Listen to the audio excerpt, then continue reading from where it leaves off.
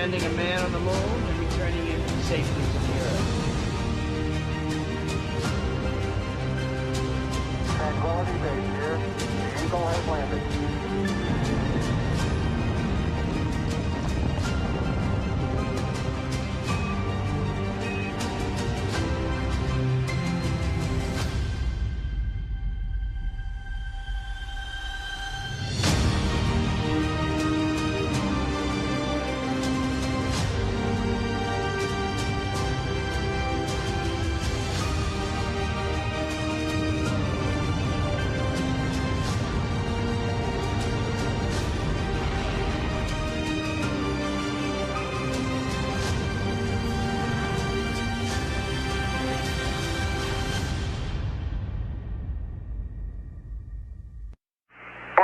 Feet, down at 2, feels good, 20 feet,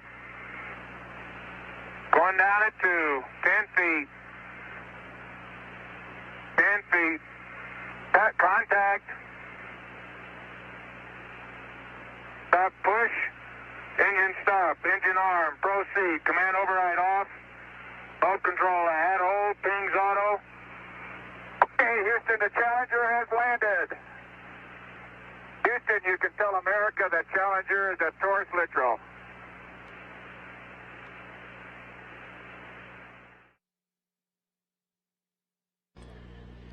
"50 years ago today, Apollo 17 Commander Gene Cernan and Lunar Module pilot Jack Schmitt guided Challenger to a pinpoint landing on a barren rock-strewn area of the moon called Taurus Littrow. A half-century later, NASA's newest moon explorer, the Orion spacecraft, is barreling its way back home after circumnavigating the moon and beyond in an elliptical distant retrograde orbit, now less than 2 hours away from splashing down in the Pacific Ocean west of Baja California to complete its shakedown mission that has opened a new era of deep space exploration. Good morning from the Artemis Flight Control Room here at the Johnson Space Center in Houston and Mission Control, where the entry team of flight controllers is on duty, ready to bring Orion home to complete a 25-and-a-half-day mission. As he was for the launch of Orion more than 25 days ago, NASA Flight Director Judd Freeling is leading the entry team here in the White Flight Control Room. The target for Orion is growing larger in the field of view, moment by moment. This is a live view of the Earth from a distance of 15,000 miles away. About 3 hours and 40 minutes ago, Orion conducted the final major maneuver of its mission, a return trajectory correction burn of its thrusters to further fine-tune its path toward its splashdown site in the Pacific. We'll be heading out to the Pacific shortly for the first in a series of reports from the scene where Orion will be recovered. After launching atop the Space Launch System more than 25 days ago and traversing some 1.4 million miles in its circuitous orbit past the moon and back, the most critical phase of the Artemis 1 mission for Orion is at hand. It is homecoming day, so let's run down the milestones you'll be hearing about and seeing over the next couple of hours. Next up for Orion will be the crew module's separation from the European service module. That pyrotechnic separation is scheduled at 11 a.m. Central Time, just 20 minutes before Orion begins its entry into the Earth's atmosphere at an altitude of 3,200 statute miles. Now, we had planned for Orion to conduct a maneuver called the raise maneuver, a 16-second thruster firing to orient itself at the proper angle for its plunge back into the atmosphere. But the latest targeting for Orion from the flight dynamics folks here in Mission Control indicates such a precise trajectory for the spacecraft, it was determined that the raise maneuver was not required. That could still change following crew module, service module separation, but at the moment, the raise maneuver will not be required. The major objective of this mission is to test the spacecraft's heat shield against the searing heat of entry, where temperatures will build up to around 5,000 degrees Fahrenheit around Orion, half as hot as the outer surface of the Sun, twice as hot as the temperatures endured by returning space shuttles and other crew vehicles. Orion will perform what is called a skip entry. dipping into the atmosphere, then lifting out of the atmosphere and dipping back in like a flat rock skimming across a pond. This will provide aerobraking for the vehicle, will help to dissipate some of the vehicle's inertia, and will provide data needed in the future to select multiple splashdown sites for crewed missions. We are expecting 2 periods during entry when the buildup of heat-generated plasma around Orion will block communications and the receipt of data with flight controllers here in Houston. The first blackout should begin around 11:20 a.m. Central Time for just under 5 minutes, right around the time of peak heating on Orion, as it travels about 25 times the speed of sound. The second blackout period is expected around 11:29 a.m. Central Time for just under 3 minutes, right after the skip entry maneuver is complete. About 5 minutes after we regain communications with Orion, the pre-programmed commands stored on board will trigger the deployment of 3 parachutes at the top of Orion to pull the forward bay cover off of the crew module. That will initiate the sequential deployment of 2 drogue chutes and 3 pilot parachutes, followed by the 3 large main chutes to slow down Orion, enabling it to gently splash down in the Pacific. The current splashdown time, 11:39 and 42 seconds a.m. Central Time, 9:39 and 42 seconds a.m. Pacific Time. We'll be talking more about those parachutes shortly. The weather forecast at the splashdown site west of Baja California is excellent. The Spaceflight Meteorology Group here at the Johnson Space Center has just issued a forecast calling for scattered clouds at 1,700 feet, winds peaking to about 9 knots with periodic wave heights of about 5 feet. That is all within flight rule limits, and it should be a splendid day for Orion's homecoming.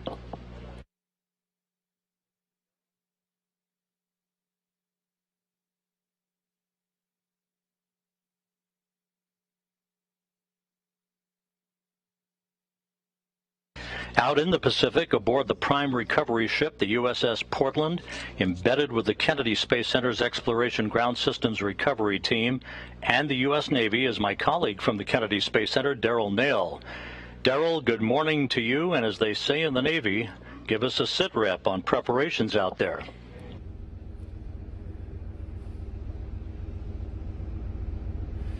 Well, good morning to you, Rob, and that's right. We're live on the deck just outside the bridge here on the USS Portland with a fantastic view of the area of splashdown. I just spoke with the recovery team. They say we are currently 5 miles away from the splashdown location right here in the Pacific Ocean. The location, as you mentioned, just off the coast of Baja, Mexico. We got the great weather report. Seas, as you mentioned, 4 to 5 feet.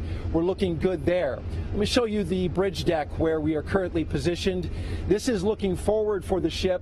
I talked to Captain John Ryan, who says that he currently has the ship in a racetrack going around the location near where splashdown is, just upwind of it, so that the debris that comes down, that being the crew module and the parachutes, the forward bay cover, when it separates, will be all downwind of us.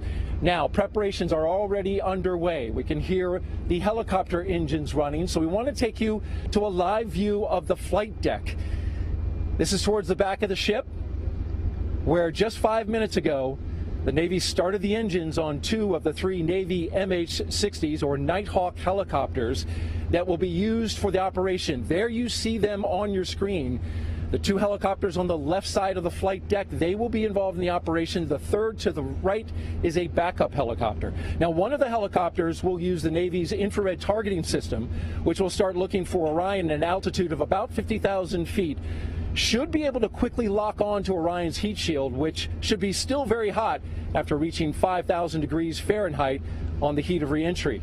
The second helicopter will track the forward bay cover, a 1,000-pound, 9.5-foot wide titanium cover on top of Orion, which protects the parachutes during the heat of reentry.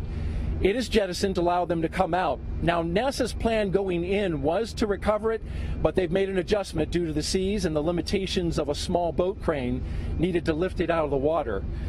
Both helicopters, if you can see just to the left of that helicopter at the bottom of your screen, have GSS cameras mounted to them. These are ultra high def cameras to record 8K resolution video for engineering purposes. Now, with those helicopters just minutes away from flying out, let's take a look underneath this very flight deck. You can see into the well deck, and this is the multi-purpose capability of this vessel, the USS Portland. Down on the well deck is where the final phase of recovery will happen. 2 teams of Navy divers are preparing to launch the small boats. You see them at the bottom of your screen, just partially protruding there at the bottom. Those are inflatable boats that the Navy will use. 6 in all will pre-position themselves in the open sea to recover debris from the descent operation and then, of course, secure the Orion crew module itself. The Navy dive team will also take above water and underneath water photography of the heat shield before the crew module is moved. This is for all engineering purposes so they can see it freshly returned from space. Once the divers have Orion stabilized with tow ropes, you see that bright yellow structure right dead in the middle of your screen. That is the cradle that the boats and the winch lines will pull into position and put it right down on top of that cradle. They will flood that deck with water, roughly about 6 feet, and then with a careful choreography of winch line and lines being pulled and maintained by sailors, they'll put it in position for its ride back to San Diego. Now, coming up, we'll speak to one of the Navy divers who will be in the water helping. In fact, he's on deck standing by in just a few minutes. He's ready to go into the water. We'll get some words from him before he goes out on his assignment. Looking good on the ship right now. Rob, we'll send it back to you in Houston. Thanks, Daryl. And again, a live view from Orion as it continues its pinpoint journey back towards its splashdown site, not far from where you are out in the Pacific. We will be going back to Daryl Nail on the USS Portland frequently during the course of today's coverage. Orion is wrapping up, as we said earlier, a mission that will have spanned 1.4 million miles, having flown further away from Earth than any human-rated spacecraft designed to return humans to Earth. And, of course, the big test that's coming up, the ultimate test of its heat shield that will repel temperatures that will build up around the base of Orion to about 5,000 degrees Fahrenheit at peak heating as Orion barrels back into the Earth's atmosphere. It has been an incredibly successful mission for the Orion spacecraft. We'll be talking to a variety of people about all that, officials and managers and engineers throughout the course of our coverage today. But for the moment, let's take a visual and interactive look at this mission with NASA's Philip Hargrove, who will use the moon board to explain it all. Yes, welcome to the moon board here at the Apollo Saturn V Center. It's been a super exciting month since the Artemis 1 launch. So let's take a look back at everything that happened just a few miles away from where I'm standing right now. Now, on November 16th at 1:47 a.m., the SLS lifted off from Launch Pad 39B here at Kennedy Space Center, and it put on an incredible show for everybody watching here from the Space Coast. I can't even describe to you how amazing it was to watch that core stage. Those solid rocket boosters provide over 8 million pounds of thrust at liftoff. Now, those boosters and the core stage got us going from 0 to over 17,000 miles per hour in just about 8 minutes. And then once all that propellant was depleted, the responsibility was passed on to the interim cryogenic propulsion stage. Now, the first job of the ICPS was to perform a perigee raise maneuver. And this means that we're getting into a low Earth circular orbit that allows us to deploy those solar panels, start harvesting energy, and do systems checkouts to make sure that we are ready for our journey. And we stayed in that orbit for about 30 minutes, and then we did our translunar injection burn. This is the primary responsibility of the ICPS because it gives us the energy to escape low Earth orbit and commits us on a path out to the moon. Now, once it completed that burn, the ICPS separated from the Orion, and it performed one final burn to completely leave the Earth-Moon system. And after doing that, Orion was on its way out to the moon. So it spent about 4 days heading out towards the moon. And then we quickly dipped in about 60 miles above the surface of the moon and did an outbound powered flyby. Now, that powered flyby means that we're taking advantage of the speed we already have, the gravity of the moon, and the energy we get from the service module's engines in order to target our orbit. And the orbit that we were targeting is called a DRO, or a distant retrograde orbit. And what that means is that instead of moving counterclockwise relative to the Earth like the moon does naturally, we are moving clockwise. So we're going in this opposite direction. That's what retrograde means. And distant means that we are going farther away than we have with any human spacecraft before. We're orbiting about 38,000 miles above the surface of the moon. And this is a really convenient orbit because we're able to stay there without having to use a ton of fuel for station keeping. And it also provides a safe, efficient path back home when we're ready. So this allowed us to learn how to operate in deep space, one of the core tenets of this mission. And then once we were ready, we started our trip back home. So we performed one more powered flyby, this time targeting our return, where we lit up those engines as we dipped close to the surface of the moon. And then we began our return transit, which took about 7 days, and that leads us to today. So next time we'll talk a bit more about what that return looks like and what our entry is actually going to look like. But until then, back to you. Thank you, Philip. And again, a live view of Orion closing in on planet Earth, now about 11,000 miles away from Earth, as it continues a very, very precise trajectory for a splashdown that is scheduled at 11:39 and 42 seconds a.m. Central Time this morning. For Orion, launch from the Kennedy Space Center occurred on November 16th on the world's most powerful rocket, the Space Launch System. The first outbound powered flyby of the moon was performed 5 days later on November 21st, dipping to within about 81 miles of the lunar surface. That placed Orion on a very precise trajectory for its ultimate goal, that racetrack trajectory called the distant retrograde orbit, that would allow Orion the time and the space environment needed to test its mettle. 4 days later, Orion executed an engine firing to enter into that orbit, and the next day, Orion surpassed the record set during Apollo 13 52 years ago for the greatest distance ever traveled by a human-rated spacecraft designed to return humans to the Earth. On November 28th, Orion reached its farthest distance from the Earth, some 268,000 miles, before departing the distant retrograde orbit on December 1st. And this past Monday, Orion conducted a 3-minute, 27-second engine firing behind the moon to whip around Earth's closest neighbor for the final leg of its flight, passing to within 80 miles of the surface, turning for home, and its splashdown that is scheduled just 1 hour, 21 minutes, 44 seconds from now. The initial mission of the Artemis 1 program was always designed to be a test flight, wringing out all of the systems of the Space Launch System and the Orion spacecraft, and for more than 25 days it did just that, setting the stage for a crew to board an Orion vehicle for a trip around the moon in 2 years. So with that, out in the Pacific, where Orion will be splashing down not long from now, we're going to go back here in a moment to Daryl Nail, who's standing by with one of the first persons that will actually be in the water to execute the recovery and the securing of the Orion spacecraft. Daryl?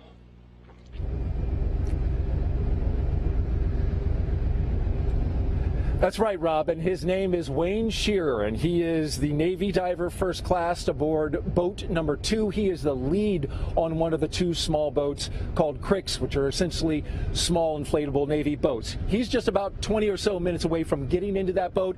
Thank you, Wayne, for coming up here and making some time for us to tell us about the operation today. Of course, sir. So tell me exactly how your team goes about securing this spacecraft after it comes back from space, splashes down the water just a few miles from us. Well, sequence of events are going to go splash down, wait 2 hours. We're going to do a hazard analysis, make sure there's no gas coming off of it. We're going to come up, take those pictures like you said earlier for those engineering purposes.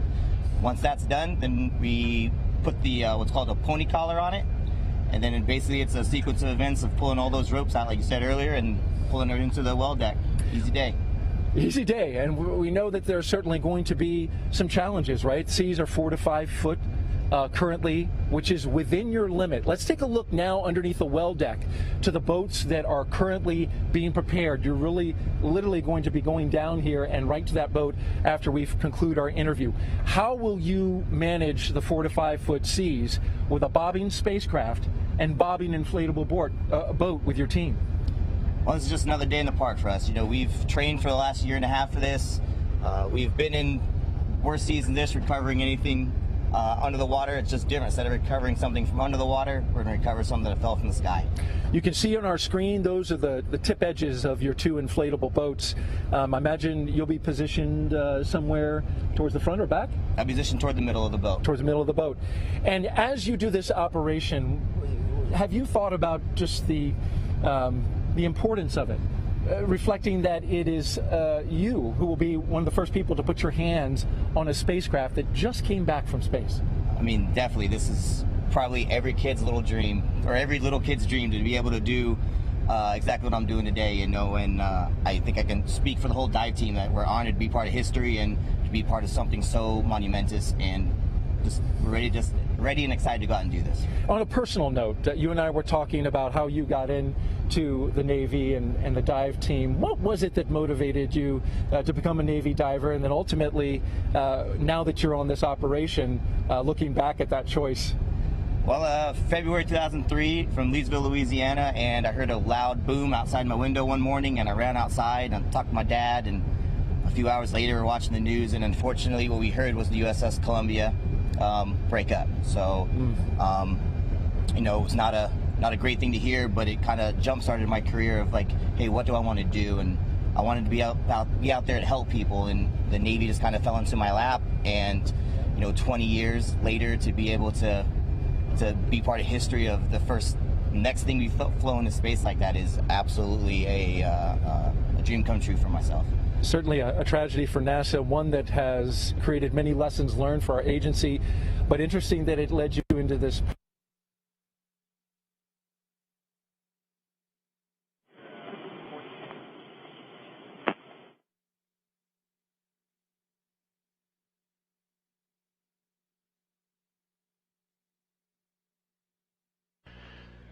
They have around the world.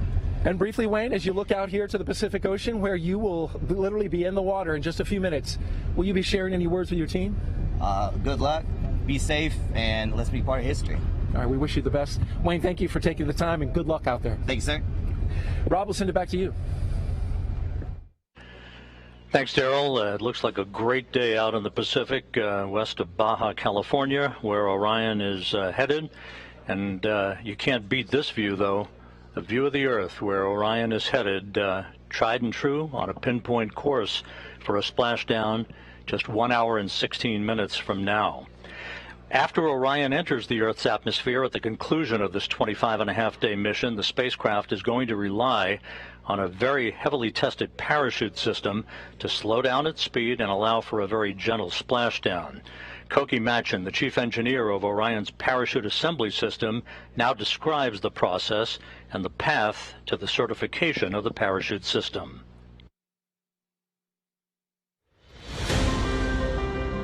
A series of 11 parachutes will be deployed in sequential fashion. A very dramatic return to Earth lying ahead for the Orion spacecraft.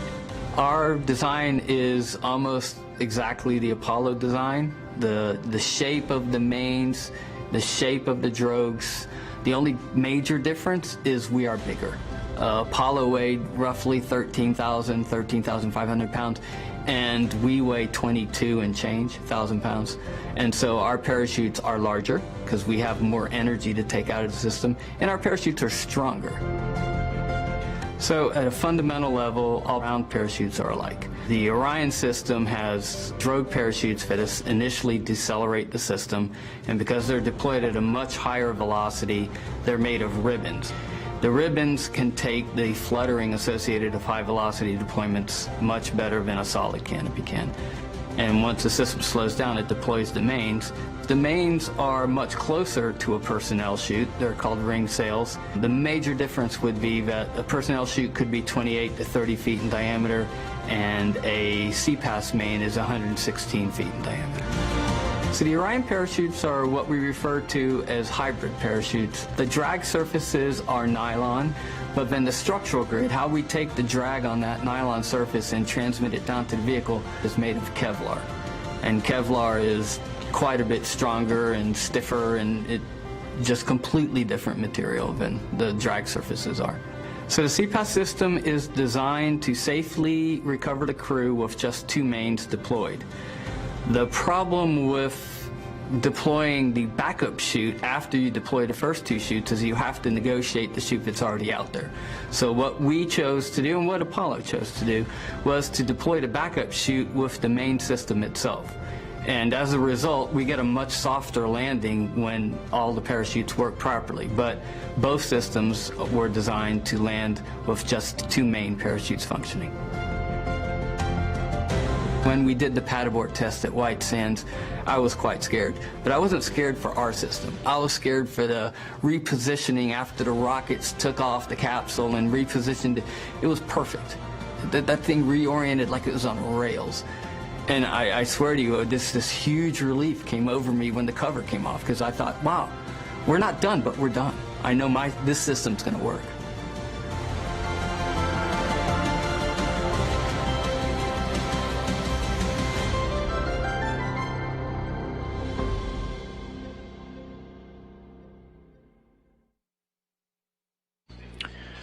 And there again, the view of the Earth. We're about 33 minutes away from the first big milestone. That will be the separation of the crew module and the service module, signaling the beginning of Orion's entrance into the home stretch of its 1.4 million mile journey.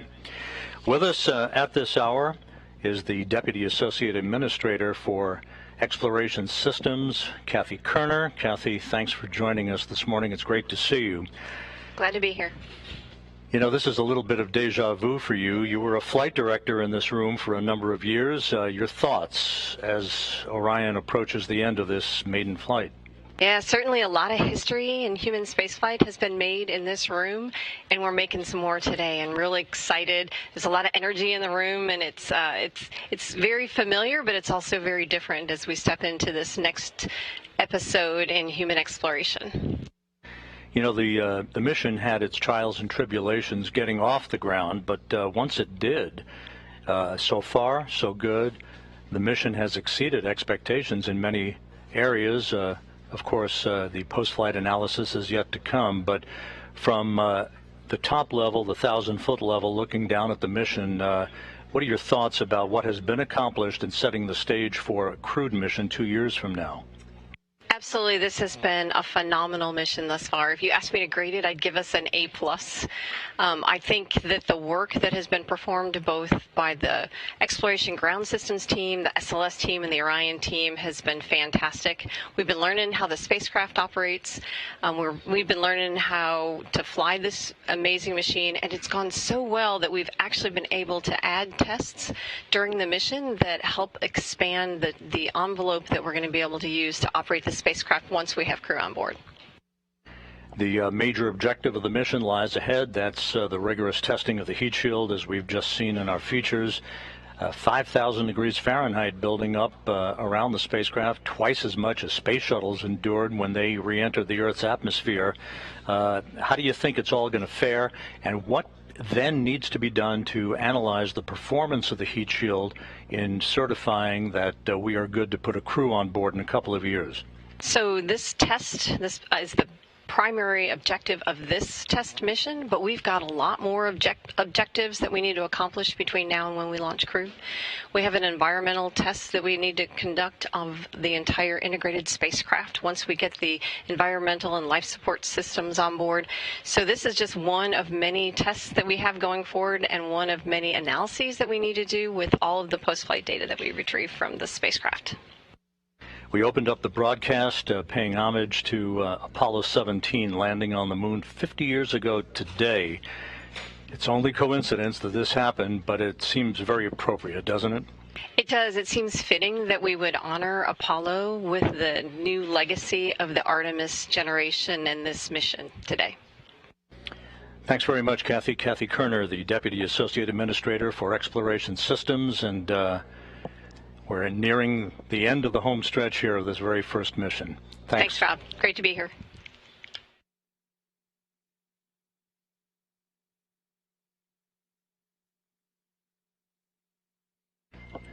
And as the Earth grows larger and larger in the field of view, Orion continues its trek back home with crew module, service module separation just 30 minutes from now.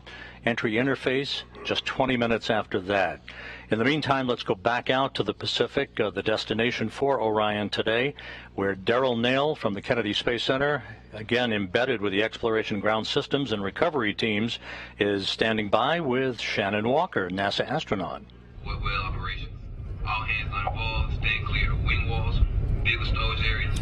That's right, Rob. Shannon Walker, NASA astronaut, has been on board since we departed on Wednesday to come out to the site. Thank you for being here to take some time to talk to us amidst this important operation to recover the Orion crew module. Absolutely. I am happy to be here. So tell me a little bit about the reason you're here and what you're doing as you observe the operations today. Yeah, of course, we do not have crew on this capsule, but I am here because the next Artemis flight will have crew on it. And so we are starting the process of assessing how we're going to operate with crew. How do we extract the crew from the capsule? How do we get them to the ship safely? How do we do all the medical checks we want to do? So we're starting the process of getting ready for the next Artemis mission. And with this capsule being recovered today, it will be brought back. I imagine that the astronauts will be very interested in the data that comes off of it. This particular capsule has sensors all over it, more than any future capsule will have. Yeah, absolutely. So this is going to tell us what we need to do, change, modify for the next Artemis mission. On all flight quarter stations. The ship expects to read manned flight quarters at 0945. And what you're hearing are some announcements from the ship PA informing the crew at what stage in the operation we're at. I should mention that we just had helicopters, the MH-60s at the back of the flight deck just launched off and are in flight now to the recovery area. They play an important role here. Shannon, continuing now with our interview, when you look at the operation as a whole, they're currently trying to determine how the astronauts will be recovered. That's not happening today. That's right. But that will have to be integrated into the operation. Do they come off immediately after the crew splashes down? Or there's an idea kicking around there to have them stay in the capsule and come to the back of the ship. What are your thoughts on both of those? What are the pluses and minuses on those? Well, certainly the plus of having the crew come off immediately is that the crew is not staying in the capsule for an extended period of time. There'll be a time when we'll have to turn off the cooling in the capsule, which would mean the crew will start getting very warm in their suits. So it's better to get them off before that. Also, you'll probably see later the operations in the well deck. There are a lot of waves in there, and it's probably not going to be a fun ride for the crew to be in there. So you're right, we're looking at it. The actual, let's see, next summer, we're going to have another test run. We'll be out on a ship, and we will be looking at all the different methodologies for getting crew off the capsule.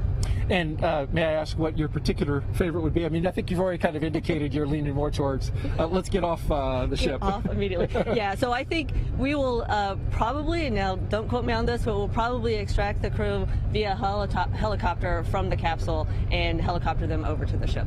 And as an astronaut, just briefly, when you come back from space, physically, you're in a condition where how would you describe it, physically and mentally? Yeah, so when we come back, we consider a crew deconditioned. While on the space station, for example, we have lots of exercise, so we're really strong when we come back. It is still a big adjustment to being in Earth's gravity again. The lunar missions, it's kind of in the middle between what we did in the shuttle days and what we're doing on the space station. So we don't know exactly how the crew's going to feel, but they're going to be exhausted, and so their balance may be off a little bit. So it's better just to get them out of the capsule. As far as the mental side goes, I found that when I am back on Earth, it's just a huge sigh of relief in that somebody else is worrying all the details, and I can just sit and relax a little bit. Well, we appreciate you being here. Thank you for all the insight. You're doing a great job of staying balanced amidst the 4 to 5 foot seas as you see the horizon going up and down, right? It is definitely a challenge. Thank you very much, Shannon. Rob, we'll send it back to you in Houston. Thanks, Darrell. Thank you, Shannon, and happy sailing out there as we continue to watch this scintillating view of the Earth, as we are just 1 hour, 5 minutes away from splashdown. Now, as Shannon Walker alluded to in that interview with Darrell Nail on the USS Portland, we're going to be on the air here for a couple of hours after splashdown, while a number of flight objectives and test objectives are being conducted, data gathering on the Orion spacecraft, but the whole recovery issue to get Orion into the well deck of the USS Portland is no small feat. Melissa Jones, who is the landing director and the recovery director from the Kennedy Space Center, has worked tirelessly to choreograph all of the elements of that recovery operation. Let's take a look now at how Orion will be recovered. Today we are aboard the USS John P. Murtha, and behind me is a mock-up capsule of the Orion crew module, and we are training the team to be ready to do Artemis 1 recovery operations. My role as the NASA recovery director is to lead the interagency team that will recover the capsule. Ever since the Apollo program, NASA and the Navy have worked together to recover NASA's capsules in the water.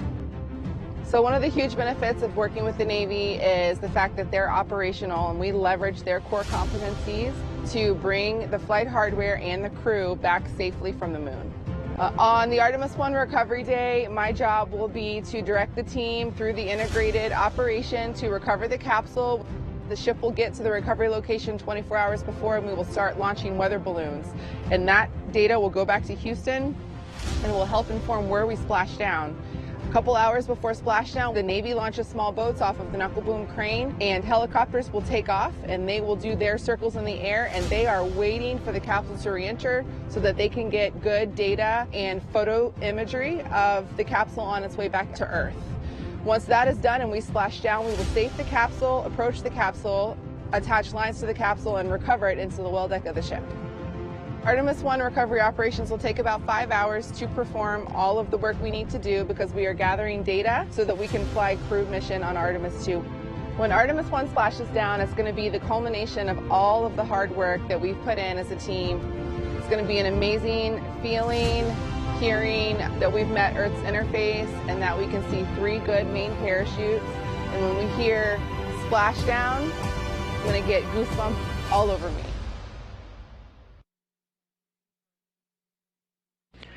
And again, that whole recovery operation will take several hours. We are going to remain on the air for at least 2 hours or so after splashdown so that we can bring you all the information regarding the initial safing of the vehicle and the test objectives that the flight control team here in Houston, led by Flight Director Judd Freeling, will be absorbing all of that data, mostly about the thermal conditions of the spacecraft, which will have come through some 5,000 degrees Fahrenheit in entry. And with us at this moment is the man who is going to be watching all of that very, very carefully, John Kowal, who's the Orion Thermal Protection System Manager. John, your big moment is lying ahead here. The plunge back into the Earth's atmosphere. This is the moment of truth to test the heat shield. What kind of thermal environment are you expecting for Orion as it makes its way into the Earth's atmosphere and then back through the atmosphere itself? Yeah, so, as you mentioned, 5,000 degrees on the ship, but to back that up, how do we get there? So that vehicle still has all that energy that the launch rocket put into it during that first beautiful launch, right? So that gets converted into velocity. So we're going at 25,000 miles per hour, which is, how do you even fathom what that means? It's 7 miles per second. Wow. So all that energy, enough to power 4,000, 5,000 homes in a day, we have to get rid of it. And how do we do that? The vehicle comes slamming into the atmosphere, starts trying to push the air out of the way. That air is pushing back. The pressures go up. The temperatures go up. We're talking upwards of around 10,000 degrees Fahrenheit in the flow field. So that energy goes into the flow field, and then the flow field wants to give it back to the surface of the TPS. So that's what the TPS is going to see, or what the heat shield is going to see, and that's what pushes it up to 5,000 degrees Fahrenheit. What kind of testing was required throughout the course of the preparations for Orion to prepare the vehicle for launch that made you confident that it could withstand the rigors of this sort of environment? Yeah, there's been a lot of testing. I mean, we've been at this for since the end of the shuttle program, if you think back to that system, that was a reusable system, we had kind of been out of the business of these ablation materials for quite a while, since Apollo. So we had to train a whole new generation of engineers on developing that type of system, as well as getting the materials back. So there was a lot of testing in arc jets. That's the primary way that you test these types of materials. You can create these temperatures. It's like a wind tunnel with a lightning bolt going down the center of it, and that's how you create this high temperature plasma, and that gets impinged onto the test article. So we do a lot of materials testing. We've done quite a bit of testing of the system. You know, even though we're using the same material, the AVCoat that they used in Apollo, it's in a different form. And so we made it into blocks. Those blocks have seams that have to be filled. Those seams are always one of the areas that you want to test the most, is because that's where the problems happen. And so we've done a lot of testing there in the thermal, and also structurally we've had to do a lot of testing to see how the AVCoat blocks interact with the structure underneath, and make sure that it's all going to hold up to those loads. And John, it's about 11 minutes or so from the time of entry interface at an altitude of about 400,000 feet until we come out of that second blackout period. So that's going to be a very interesting time, a sort of a nail-biting time, if you will. But after the vehicle splashes down and is back at the Kennedy Space Center in a few weeks for post-flight analysis, what are the sorts of things that you and your engineering team will be looking for to give it a passing grade in preparation for putting a crew on board a couple of years from now? Yeah, there's a couple of things that we look at. I break it into two different categories. The first is the flight data. We have instrumentation embedded in the heat shield at a number of locations. So we measure temperatures, we measure heat rates, we measure pressures, stresses. All that data will tell us how the material actually performed in that flight environment. It will also help us to inform our computer modeling methods, and that's another thing that we need to make sure that it's performing how we thought it was going to perform, so that we can use those models in the future, you know, to predict for other missions. Now, the other thing we'll do is we'll be looking at the hardware itself. You know, the instrumentation, you only get measurements where you put that instrument, of course, right?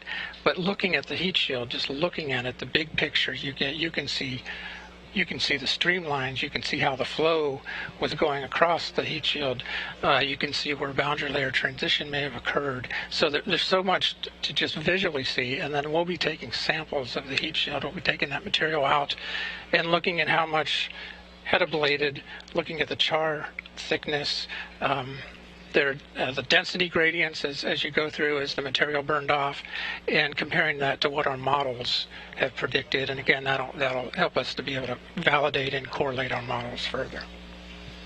Very good. It's going to be a very important time for the engineers, of course, and we'll see how Orion fares here in the next hour or so. John Kowal, Orion's Thermal Protection System Manager, thanks very much for joining us this morning. Sure.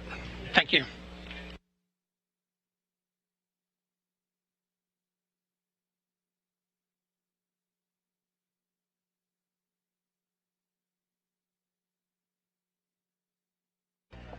Now just 16.5 minutes away from the separation of the crew module from the European service module, that will begin a trip hammer series of events as Orion begins the process of entering the Earth's atmosphere. Entry interface just 36 minutes away. So let's go back out to the Pacific Ocean west of Baja, where Daryl is on the USS Portland. Daryl?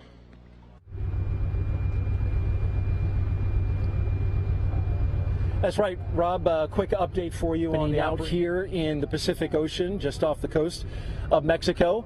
We have the small boats, the Navy small boats. All 6 boats are now in the water. They call them CRICs. These are Navy boats that are inflatable, highly maneuverable. These are the ones that will actually put hands on the spacecraft in order to secure it and eventually get it tied to lines that brings it to the back of the ship and into the well deck.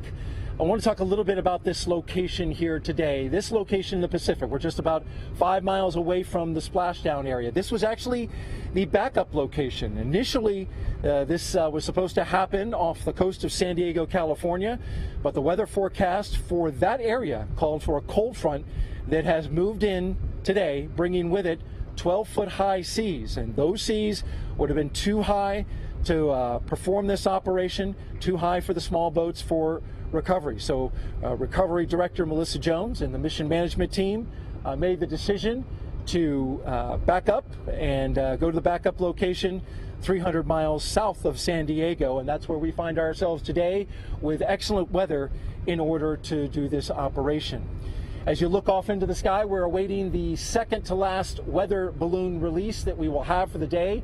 This weather data critical to the operation that is happening today, especially when it comes to the landing point of the crew module in the ocean, as well as the debris that goes with it. And that debris happens during the separation of the forward bay cover, which covers the parachutes, and then of course the parachutes and their hardware themselves. All of it together, they take in the winds, and you can feel the winds are picking up a little bit. That wind data will give us refined information and data in order to calculate exactly the landing spot. Now, we're not alone out here in the Pacific Ocean. We do have friends helping us today, and I want to take a shot now of a ship off in the distance that has joined us for today's operation, and that is the USS Montgomery. That ship is just a few miles away.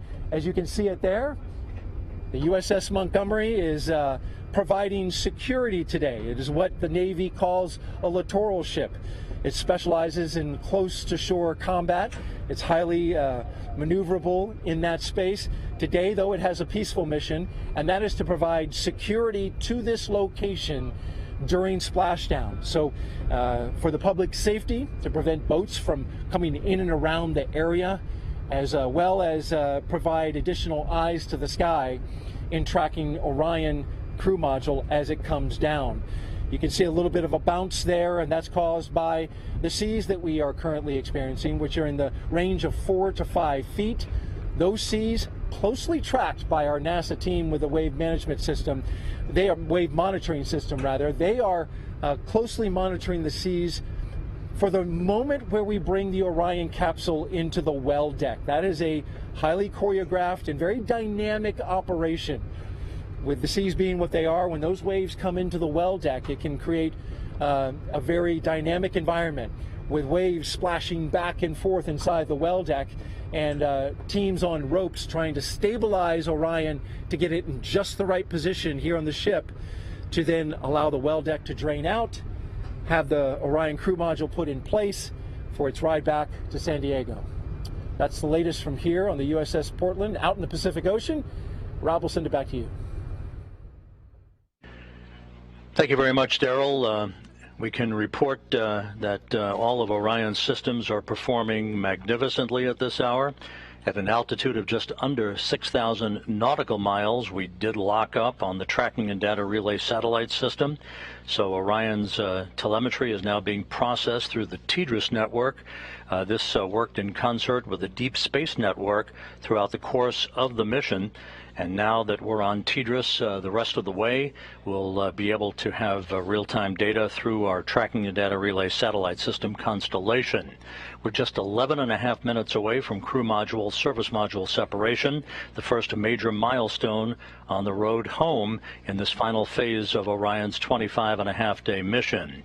So let's take a visual and interactive look at what is coming up for Orion's journey back to Earth. Let's go back to NASA's Philip Hargrove at the moon board. Thank you. Welcome back to the moon board. So we're going to talk a bit about the European Service Module and the Orion Crew Module. So as we know, these two systems have been working in tandem for a really long time, and that extends beyond just this Artemis 1 test flight for the past 26 days. So back in 2019 was when they were first integrated and pieced together. In 2020 was when they were fully assembled, including the solar panels and the protective fairings that protected them during launch. And then they were finally attached to the launch abort system and made it on top of SLS in October of 2021, prior to, of course, launch on November 16th, just 26 days ago. So we know that one of the primary test objectives of this mission is to make sure that this heat shield at the bottom of the crew module is able to safely bring our astronauts home from deep space. Now, for reference, when we bring astronauts home from the International Space Station, they're coming in at about 17,000 miles per hour. But today, Orion is coming in at 25,000 miles per hour. So we're coming in way hotter, way faster than we have done before. So we need some new heat shield technology. And we also need some additional hardware in order to slow us down and make that really happen. So let's talk about what that looks like. So this forward segment of the Orion crew module is called the forward bay cover. And this section is actually designed to completely be pulled off by 3 parachutes. So we have 3 parachutes that's going to pull that off. We have 2 drogue parachutes that are going to come out after that to slow us down a bit. We have 3 pilot parachutes that are going to pull our mains out. And then the stars of the show are 3 main parachutes that measure up to 116 feet in diameter each. So that gives us 11 parachutes that it takes to get us safely back home. So now that we know a little bit about what that hardware looks like, we can take a look at what that journey actually looked like. So as we know, we had a 7-day return transit. And as we approached the Earth, the service module and the crew module separated from one another. And the service module is going to burn up in the atmosphere above the Pacific Ocean. As that happens, the Orion crew module is going to use its reaction control thrusters to do a 180 flip and point that heat shield towards the atmosphere as we target re-entry. So a really important phase here is entry interface. This is at an altitude of about 400,000 feet, and this is where we define a lot of our entry conditions, such as the flight path angle and the velocity. Now this is really important because if you come in at too shallow of an angle, you may bounce right off the atmosphere and not even re-enter. But if you come in too steeply, you're going to experience forces that are beyond the design of your spacecraft. So what we're going to do today is actually toe the line and do a nominal skip maneuver where we're actually going to bounce off once. That allows us to have a steeper re-entry, and that actually increases the heating, allowing us to really test the capability of that heat shield. And we will also be minimizing the G loading, which leads to a softer ride for the Moonican and in the future for our Artemis astronauts. Now, once we do that, the atmosphere is going to slow us down pretty significantly, but we'll still be going over 300 miles per hour. And then we will slow down to 20 miles per hour after that sequence of 11 parachute deployments. Now, once we splash down west of California, we will have these red inflatables that will make sure that no matter what orientation we hit the water at, we will be right side up. And then the USS Portland is going to recover the capsule and bring it back to the U.S. Naval Station in San Diego. Now, there's a really large team comprised of U.S. Navy, Air Force, NASA, contractors who worked really hard to prepare for today. So I am super excited to see them welcome Orion home. Back to you.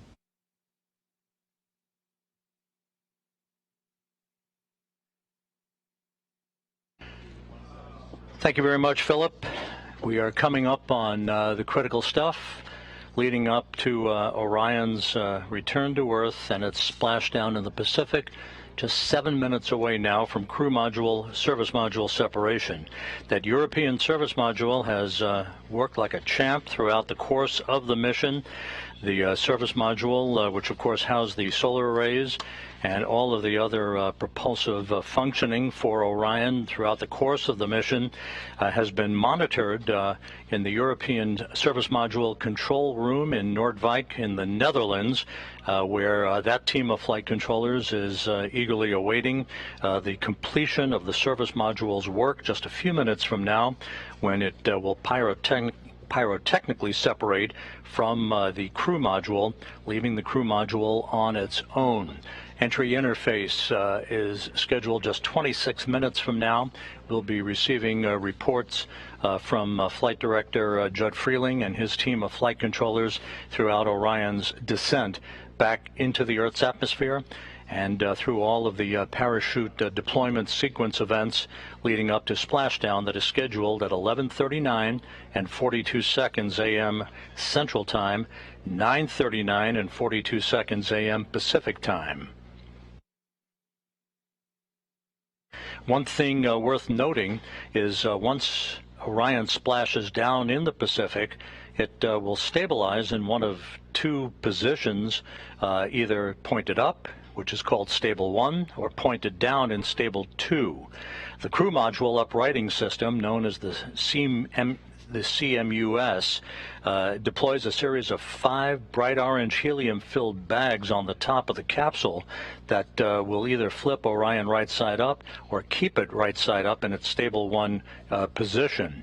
Those 5 bags are packed in hard containers and installed atop the capsule inside the structural gussets between the parachutes and other equipment. They're inflated with helium gas that is stored in pressure vessels located close by the bags. Each bag has its own independent inflation system. The CMUS, or crew module uprighting system, initiates after landing and opens up a valve for helium to flow into those uprighting bags. It is considered, at least operational, that we have 4 out of those 5 bags to inflate to maintain a stable 1 configuration for Orion to enable Navy divers to approach the vehicle. One of the first things that they'll be looking for is any leakage of toxic gas or toxic fuel from the vehicle. Assuming there is no such leak and that Orion appears to be in good shape, then they'll begin the methodical process of approaching the vehicle with other personnel and other Navy assets in order to begin the securing of Orion on the ocean for its towing back into the well deck of the USS Portland.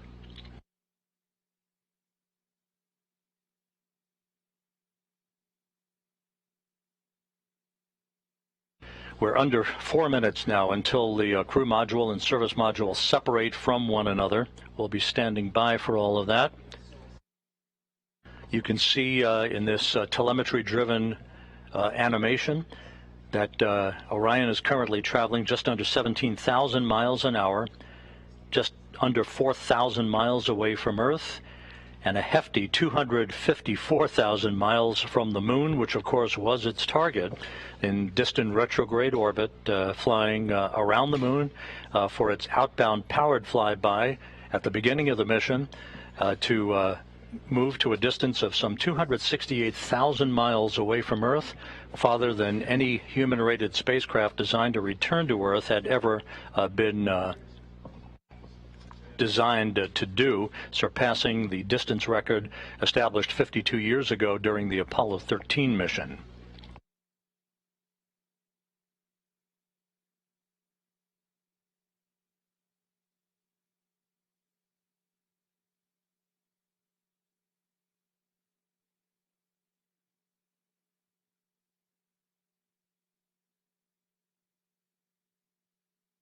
Here in Mission Control, the flight dynamics folks and the guidance, navigation, and control folks have put up a graphic which is essentially the ground track for Orion as it will make its way across the southern Indian Ocean, passing the northwest coast of Australia en route to its ultimate trajectory that will carry it across the Pacific. It will be moving from south to north across the Pacific Ocean to the splashdown zone, almost a direct straight line towards the point of splashdown, which will be west of Baja California. Now just under 2 minutes until crew module, service module separation.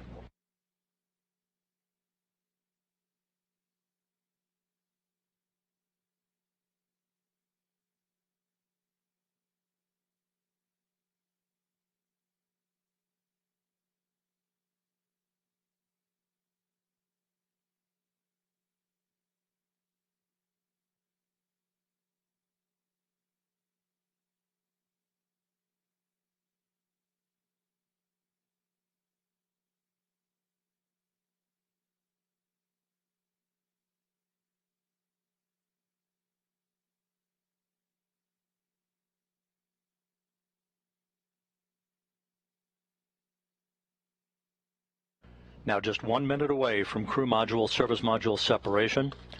We'll be standing by for confirmation of that from the mechanical systems officer here at Mission Control.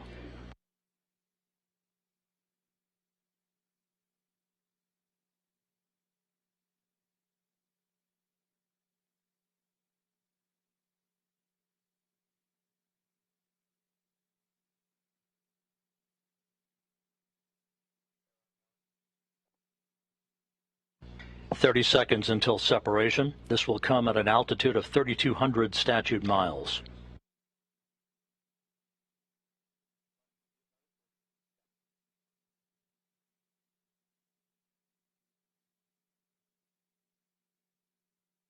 Ten seconds until set.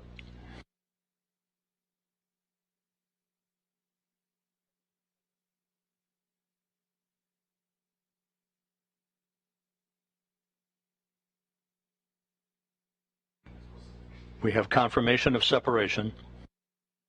Orion flying on its own.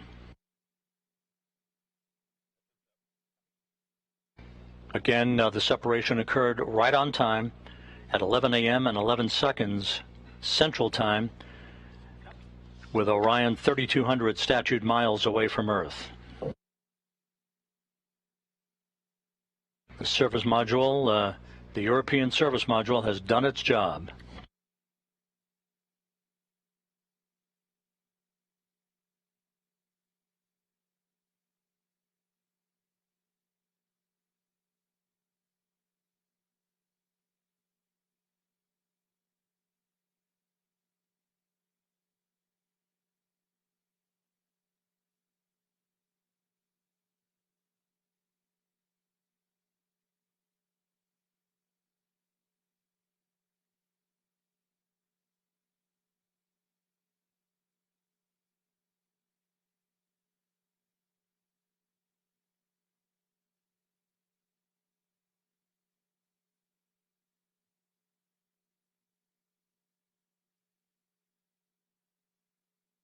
So with Orion flying on its own, we're about 18.5 minutes away now from the point of entry interface, where Orion will be put through its paces. This is where the heat shield will begin to feel the effects of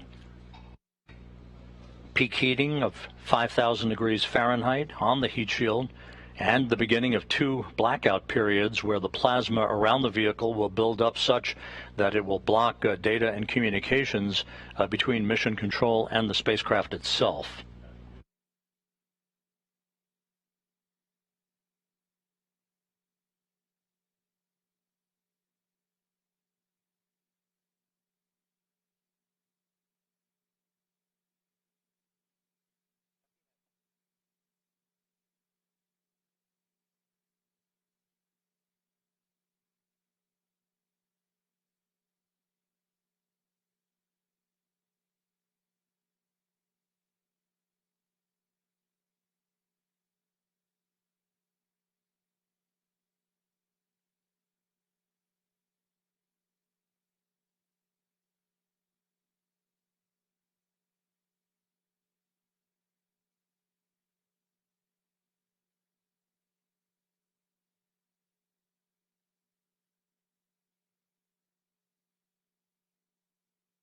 Orion continues to fly smoothly on, all of its systems in excellent shape.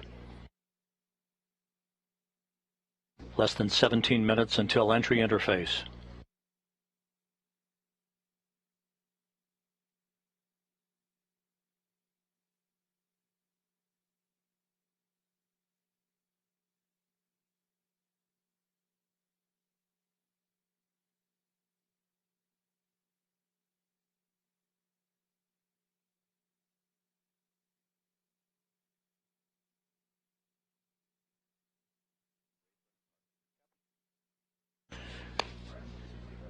And the crew module raise burn that we thought was not going to be needed is being conducted. Just basically a fine-tuning of the orientation and the angle, a 16-second firing of the thrusters, and a good burn reported, 8.12 feet per second, and a change in velocity. So the raise burn was executed. That will further fine-tune Orion's path at the proper azimuth or orientation, where the heat shield is at its optimum angle, to begin the repulsion of the heat that will build up around the heat shield at the time that we begin entry interface, just about 15.5 minutes from now. So the crew module service module separation went off as planned. The raise maneuver was executed at 11:03 and 41 seconds Central Time. Again, the raise maneuver was executed. Orion now flying at the proper orientation for entry interface into the Earth's atmosphere. Entry interface is scheduled at 11:20 and 14 seconds a.m. Central Time at an altitude of 400,000 feet. At that point, Orion will be traveling 24,464 miles an hour with a range to splashdown of 3,659 statute miles.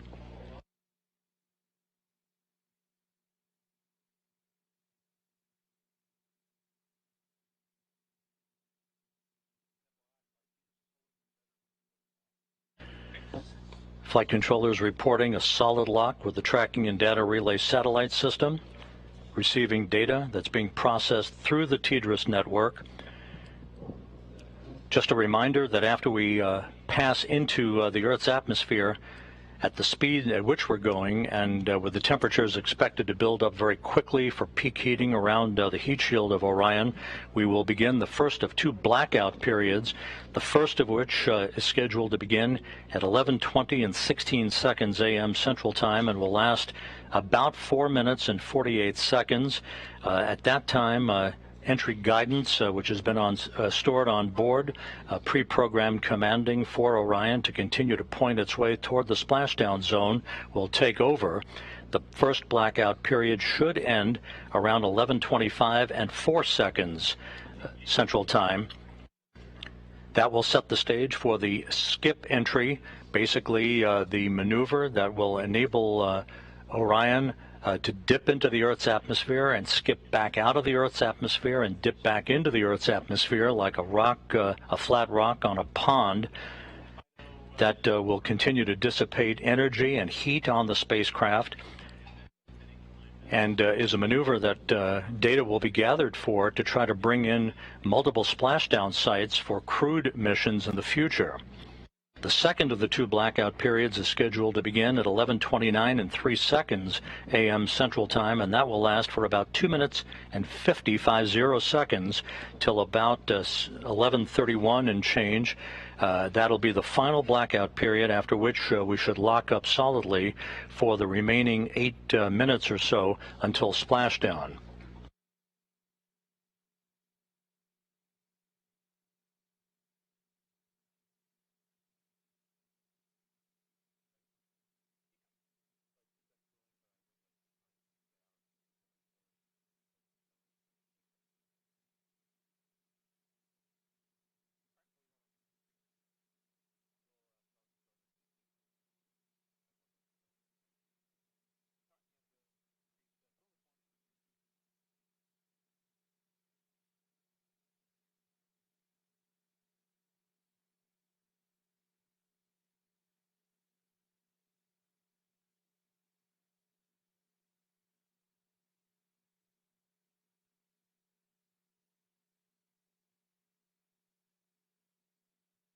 This is Mission Control Houston, 12 minutes away from entry interface.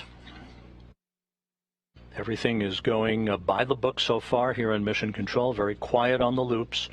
Entry Flight Director Judd Freeling and his team of flight controllers watching carefully over their data as they oversee the arrival of Orion for its splashdown site west of Baja, California.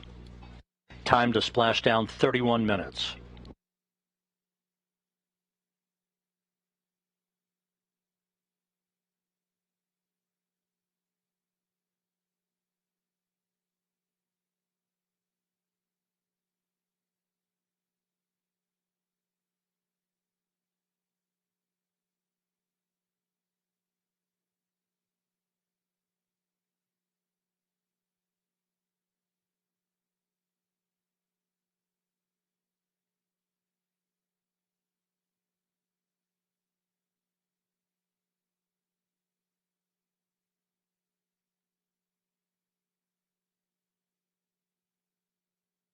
Less than 11 minutes now until entry interface.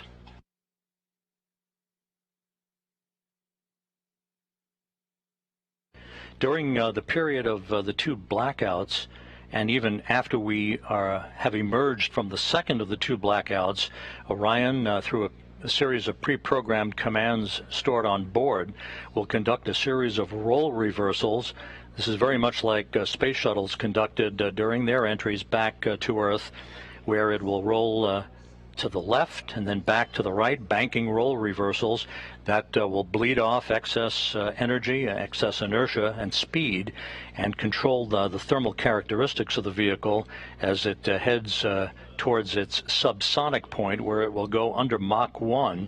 It will go subsonic at about 11:34 and 55 seconds a.m. Central Time, some 5 minutes before splashdown.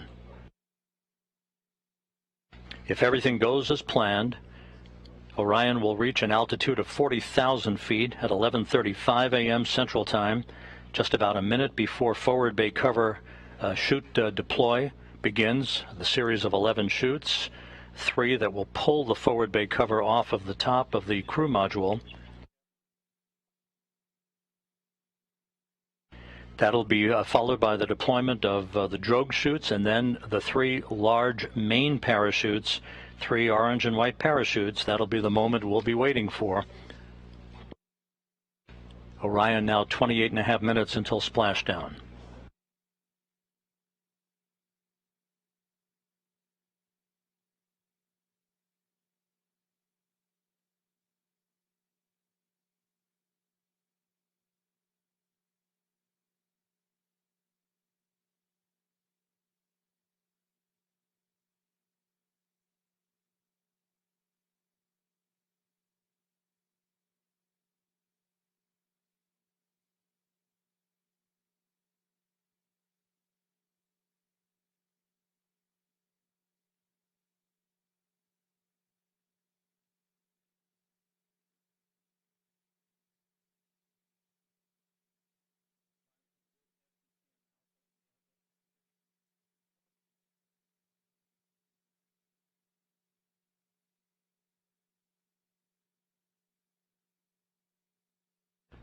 Orion is approaching the northwest coast of Australia.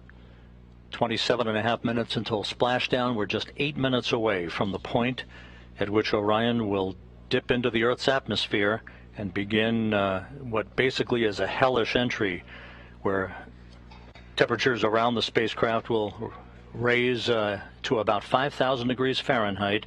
That's half as hot as the outer surface of the sun.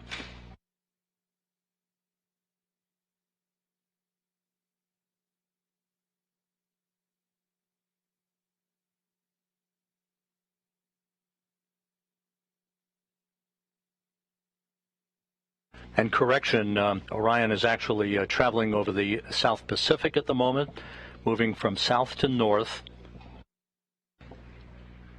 Just 7.5 minutes until entry interface.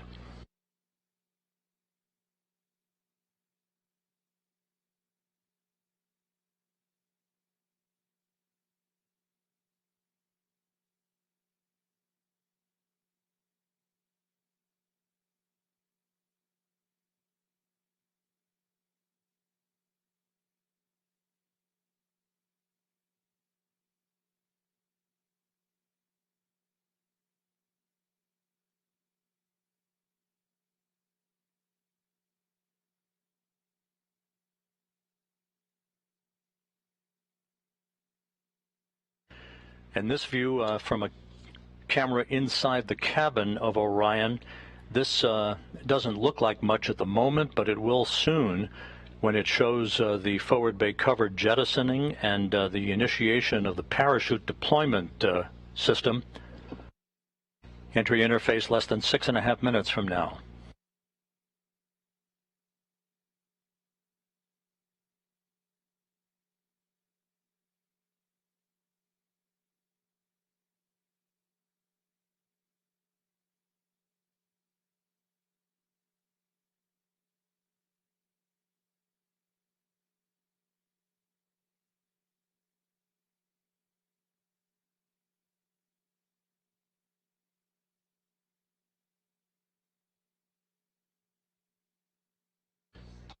Just to recap, the crew module, the Orion crew module, separated from the European service module about 14.5 minutes ago, right on target as it was planned, and a short raise maneuver, a 16-second firing of Orion's thrusters, oriented the vehicle, raising it just a tad so that its heat shield was at the proper orientation in the direction of travel to begin entry interface in about 5 minutes at an altitude of 400,000 feet above the Earth. Orion is making its way south to north across the Pacific Ocean. Currently traveling at 23,000 miles an hour.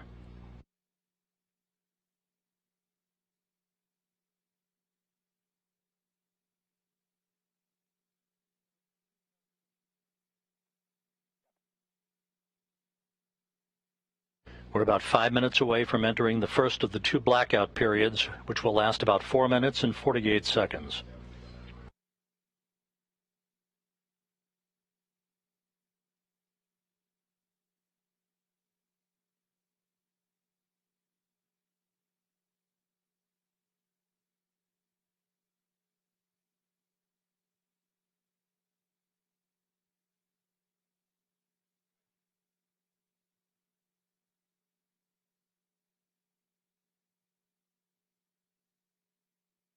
A journey that began with the power of the launch of the Space Launch System 25.5 days ago, about to reach its final minutes in the searing heat of re-entry, where temperatures around Orion will build up to 5,000 degrees Fahrenheit.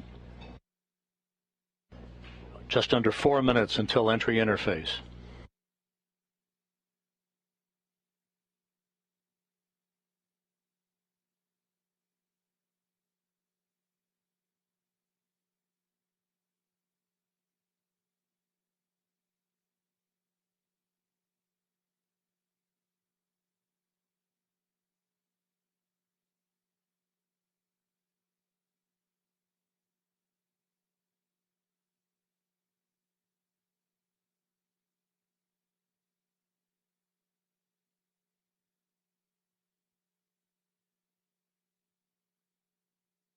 Once again, at entry interface, which we will reach about 3 minutes from now, Orion will be at an altitude of 400,000 feet, traveling just under 25,000 miles an hour, with a range to splashdown of 3,659 statute miles.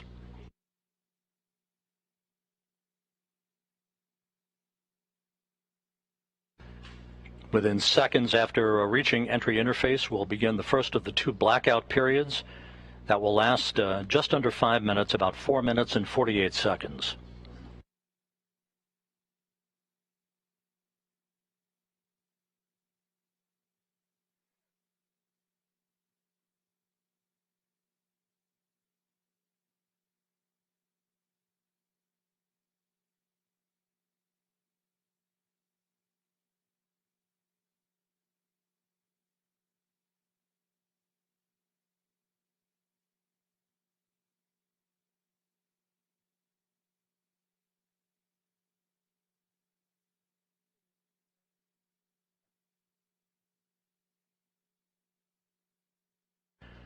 And here's the ground track for Orion as it passes well to the west of South America.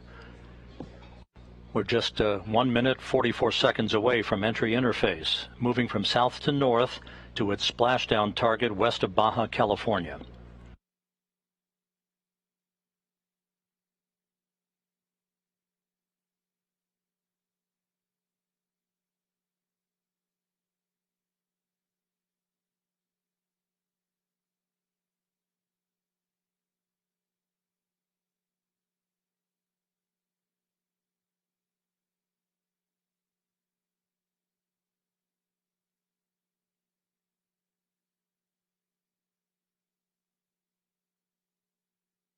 Just 1 minute away from entry interface.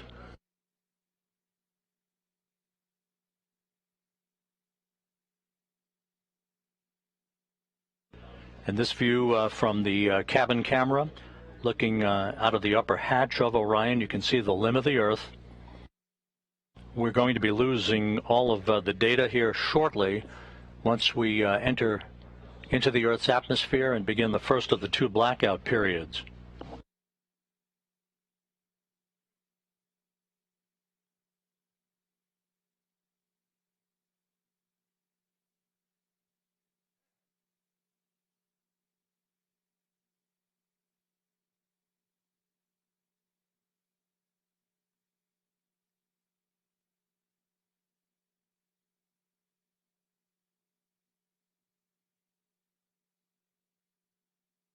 Standing by for entry interface in the first of the 2 blackout periods.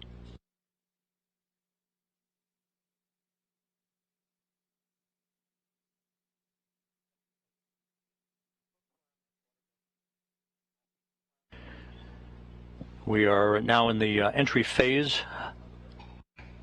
Entry interface has begun. Entry interface at 400,000 feet. Orion traveling just under 25,000 miles an hour.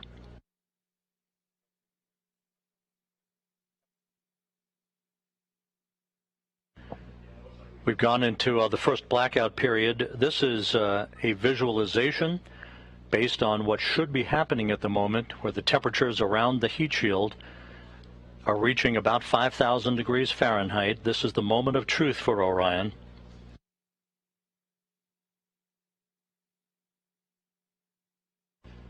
We should be coming out of this first blackout period just under 4 minutes from now.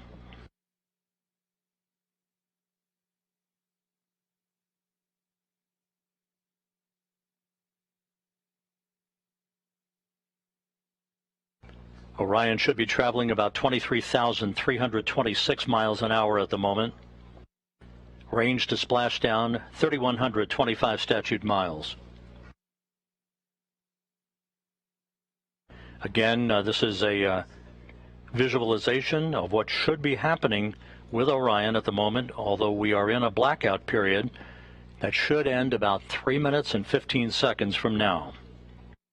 Once we emerge from this first blackout period, we'll conduct the skip entry maneuver that will further dissipate heat and energy and begin a very, very dramatic reduction in the velocity of Orion as it approaches its splashdown site.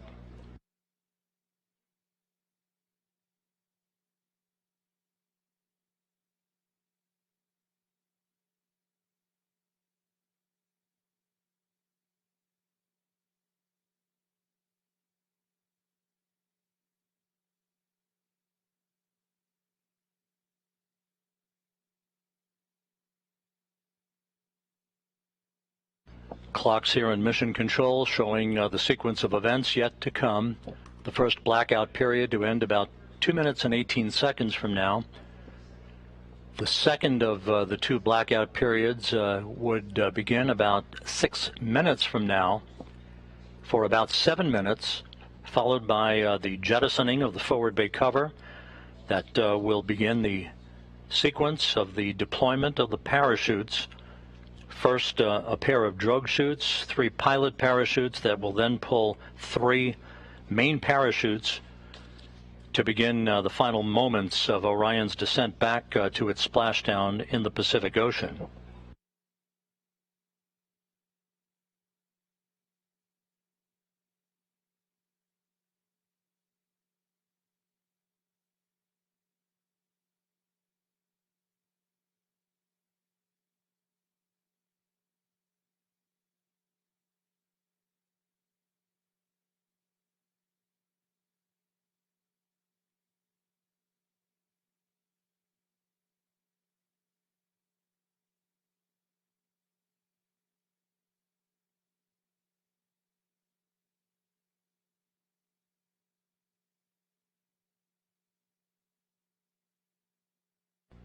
One minute to go until we come out of this first blackout period. When we emerge from this first blackout period, we'll be at an altitude of 274,000 feet, traveling just under 17,000 miles an hour with a range to splashdown of 2,000 statute miles.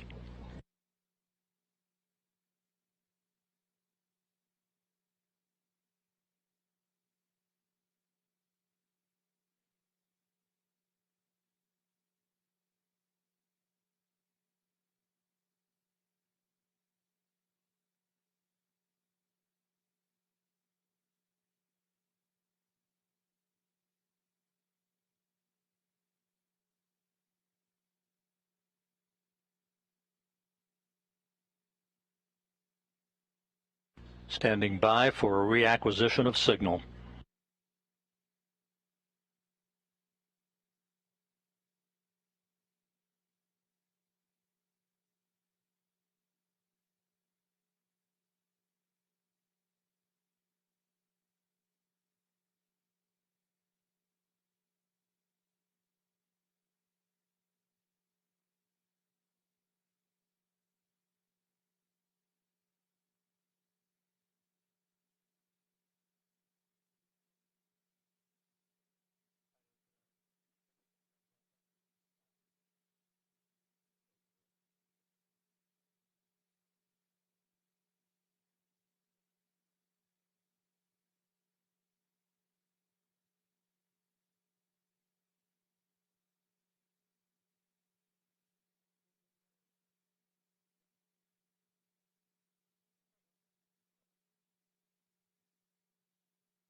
And we have data from Orion. Orion out of the blackout period.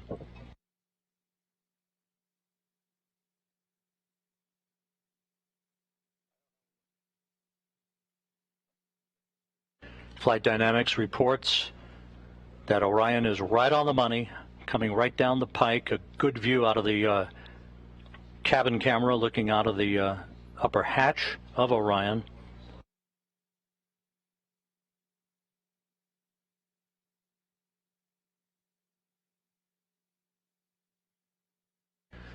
We should be performing the skip entry maneuver momentarily.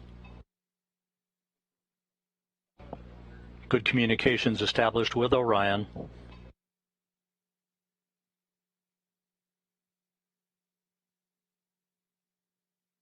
The second blackout period to begin about 2 minutes from now.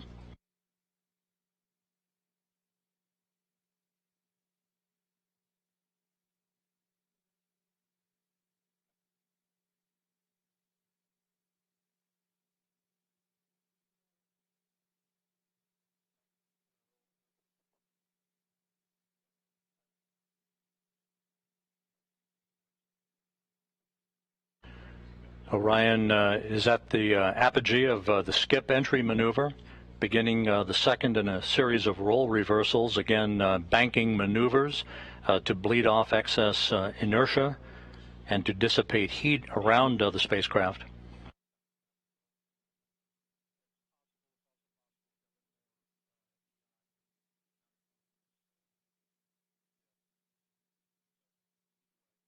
The start of the second blackout period, about 1 minute and 13 seconds from now, will come at an altitude of 270,000 feet, with Orion traveling about 16,400 miles an hour, range to splashdown less than 1,000 miles.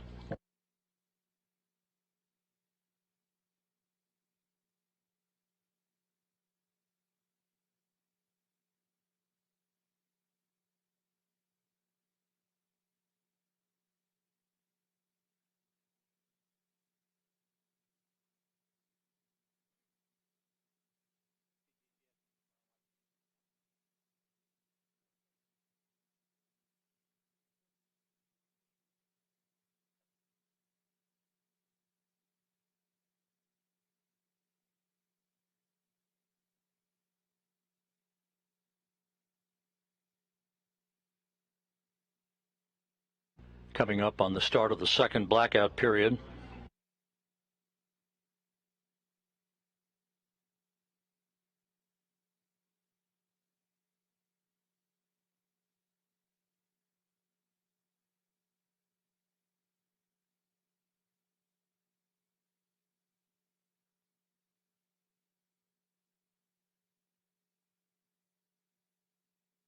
We should be in that second blackout period right now.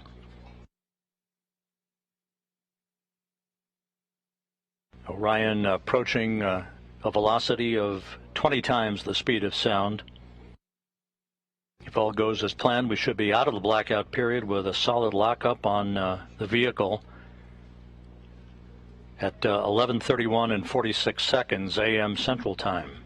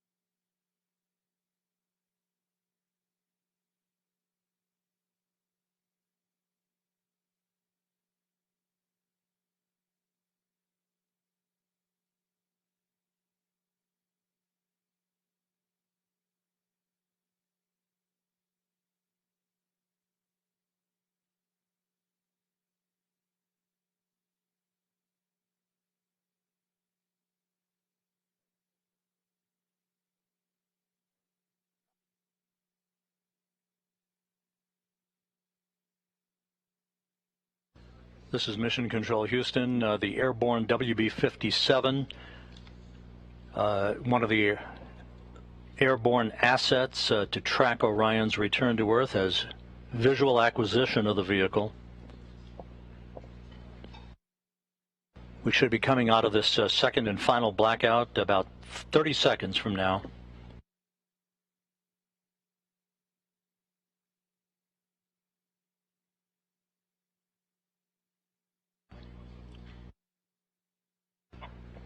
And helos flying off the deck of the USS Portland now have a visual acquisition of Orion as well, at an altitude of 174,000 feet, traveling 12,600 miles an hour, range to splashdown 288 statute miles.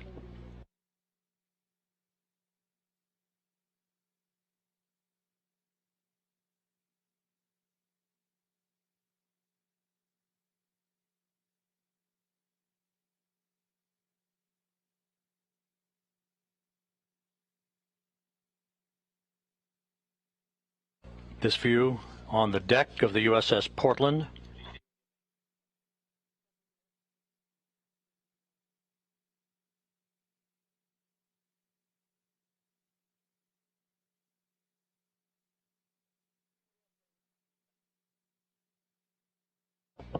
And there is a view out of the cabin camera of Orion as it continues a series of role reversals. We have data back from the spacecraft.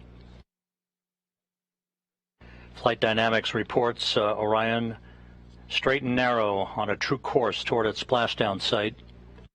Forward bay cover jettisoning less than 3.5 minutes from now.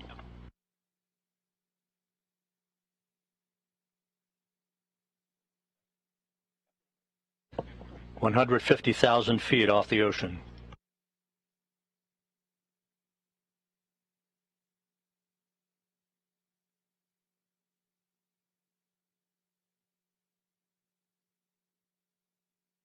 Orion now traveling at Mach 10.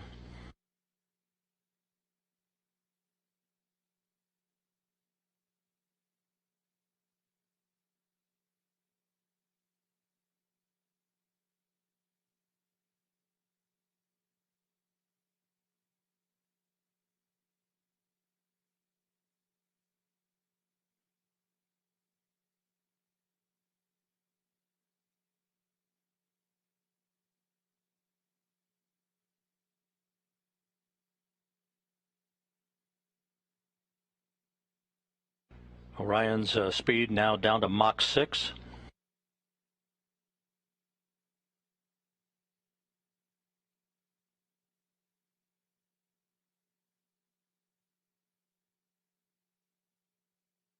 Two minutes until forward bay cover jettisoning.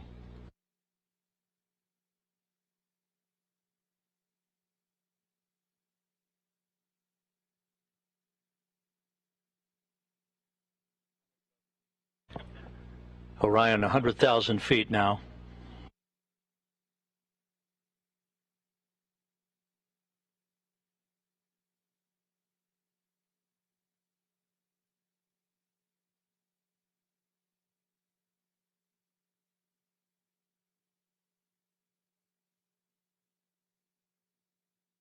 The spacecraft about to go subsonic.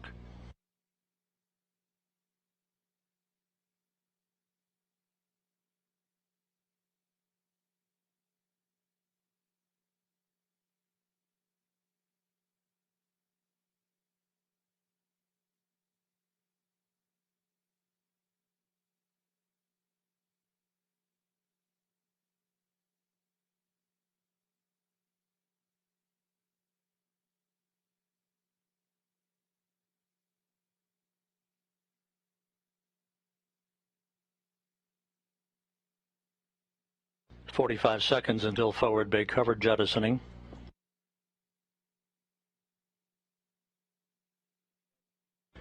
Orion now at 50,000 feet.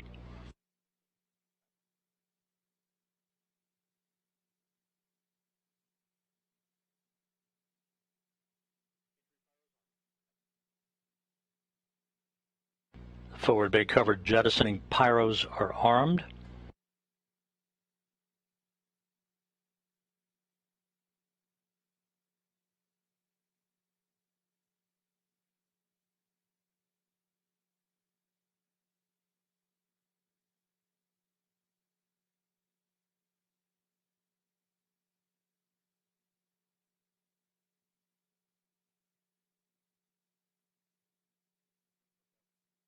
25,000 feet.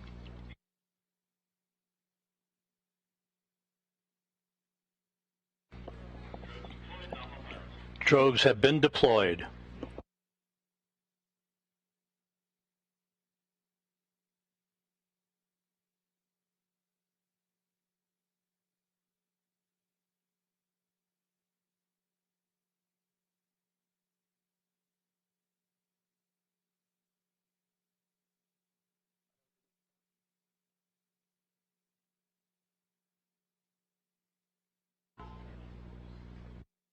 Two good drogue shoots reported by the recovery team out in the Pacific.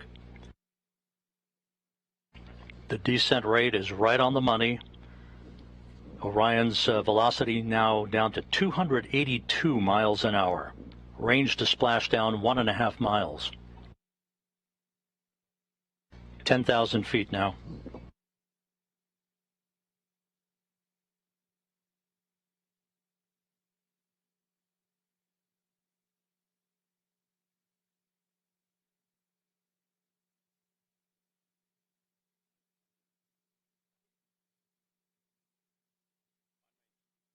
And we're on mains.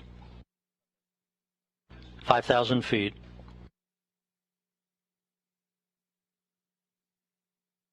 Reefing in progress.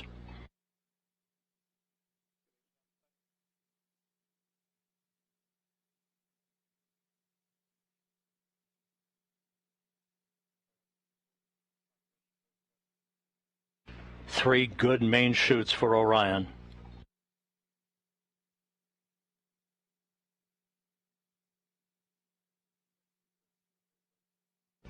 We have three fully inflated main chutes. Time to splash down 90 seconds. Perfect descent rate reported.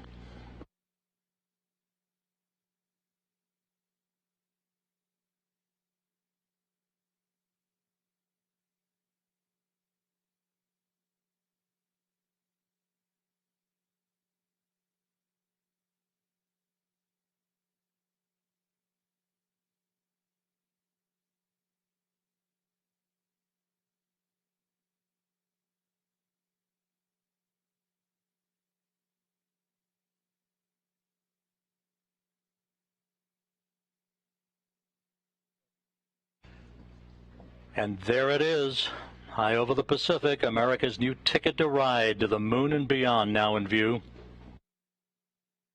Orion under its chutes descending toward splashdown.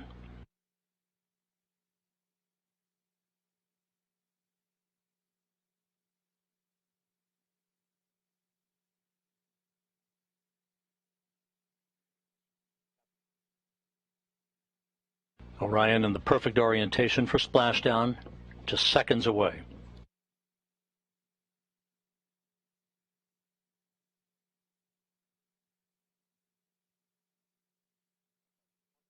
(1,000 feet).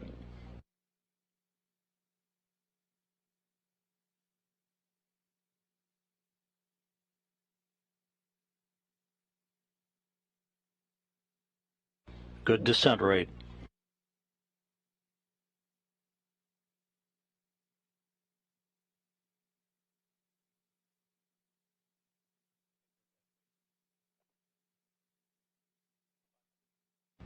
(500 feet).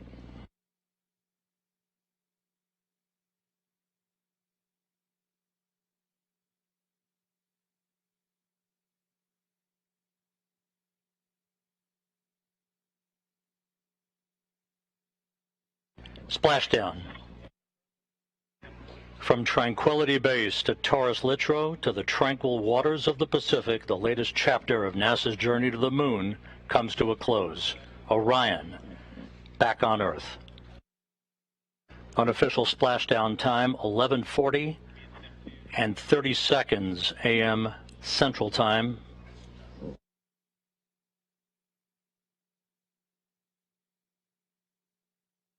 At a mission elapsed time of 25 days, 10 hours, 54 minutes, 50 seconds. That's unofficial. Splashing down off the coast of Baja, California.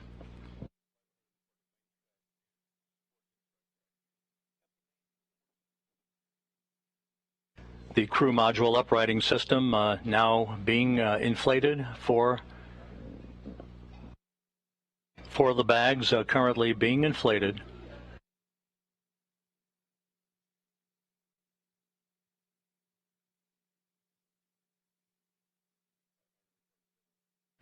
And we have a report that Orion is stable 1, upright, the way it should be.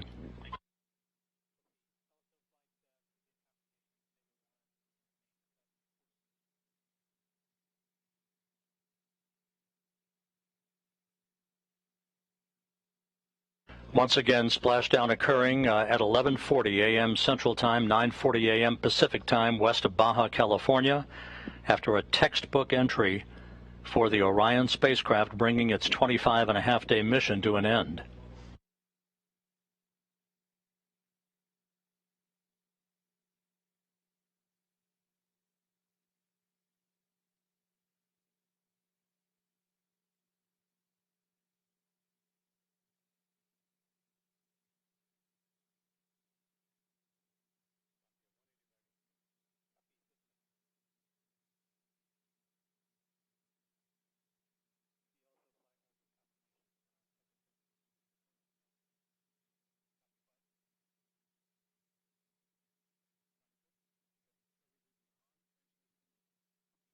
Orion's recovery beacon is on. We have confirmation that 4 out of the 5 crew module uprighting system bags have fully inflated, standing by for word on the 5th one. But Orion is in great shape, stable 1, just in the orientation that had been expected.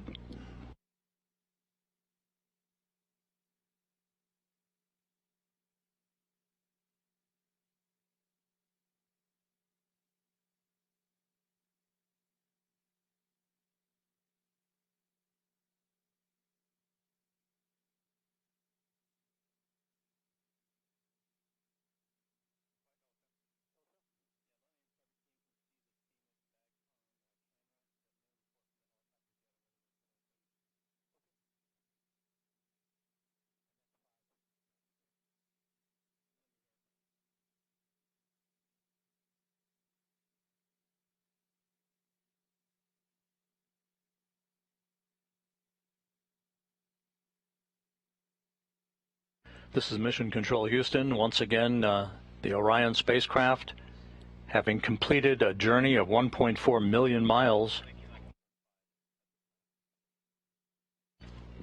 bobbing gently in the Pacific Ocean.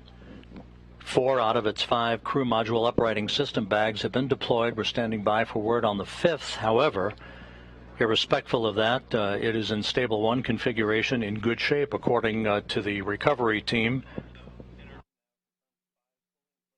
And we are now receiving word that all 5 of the crew module uprighting system bags are fully inflated.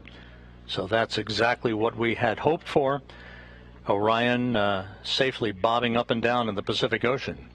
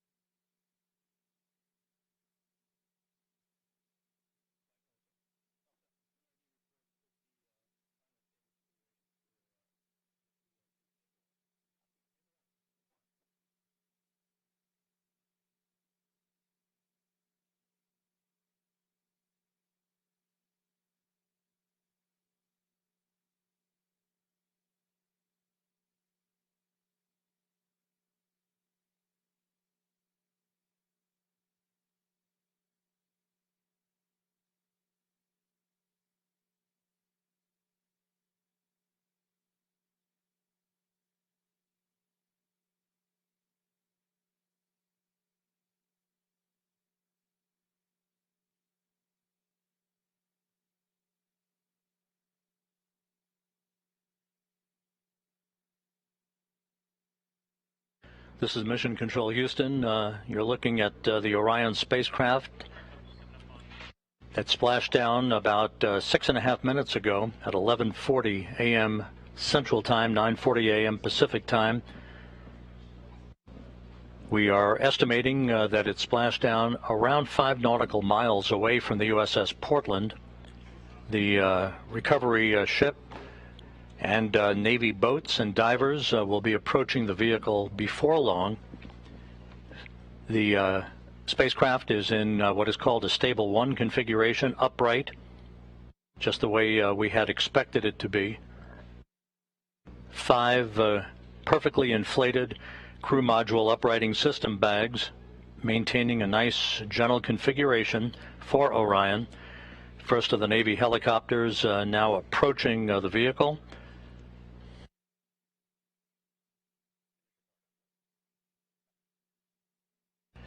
And here in Mission Control, some of Orion's systems no longer needed are being powered down. Many of them will stay powered up for the next 2 hours while we conduct a series of test objectives to characterize the thermal conditioning of the spacecraft. That will be important for future data for crewed missions to determine how long the crews can remain comfortable inside a vehicle returning from the moon. We also will be conducting tests of the beacon and SARSAT system for maintaining tracking of the spacecraft, for recovery forces that will be approaching the spacecraft in the future. And coming up in the next hour and a half will be the reactivation of an ammonia boiler system that will provide cooling in the spacecraft, as it will when crews return from their missions on board Orion.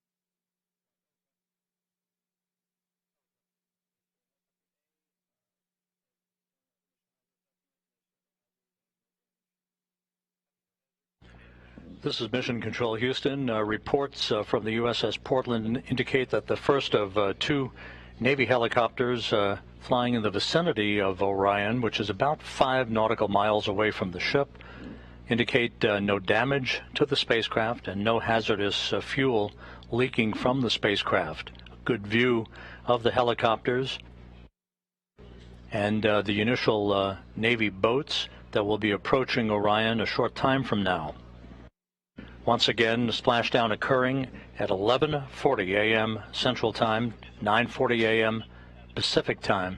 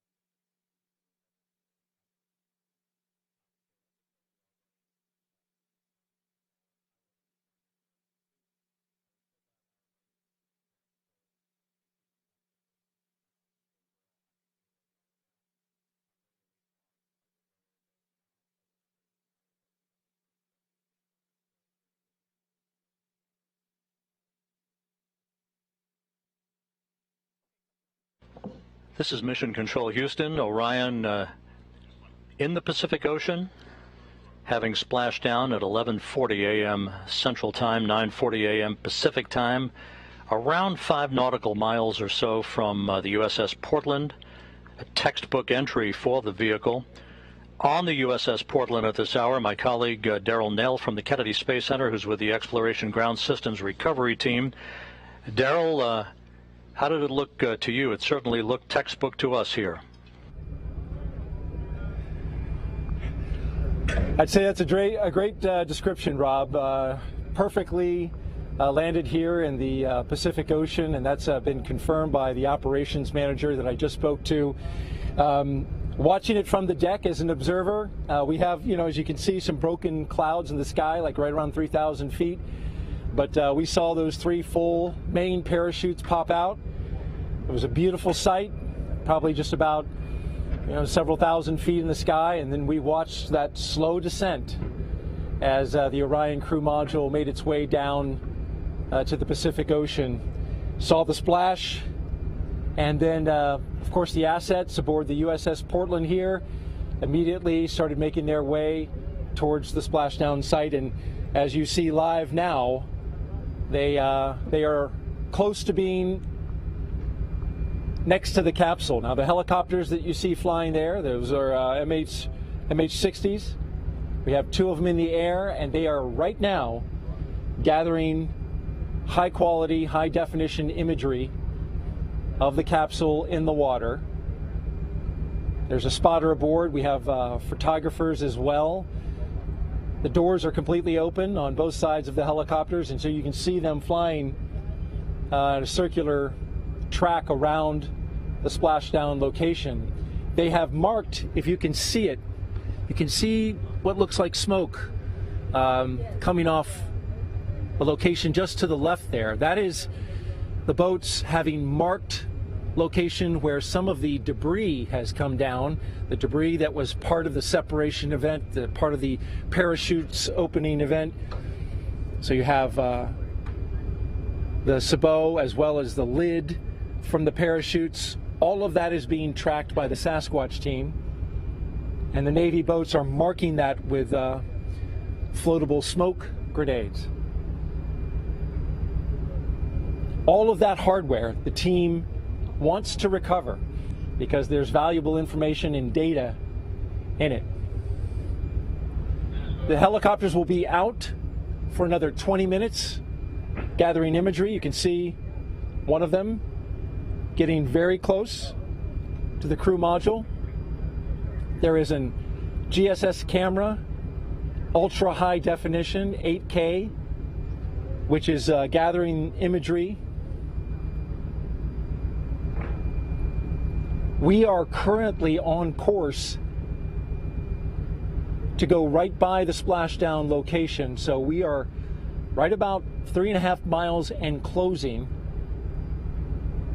We are going to a point that's going to be 1 mile out. That's our next waypoint, 1 mile out from the splashdown location.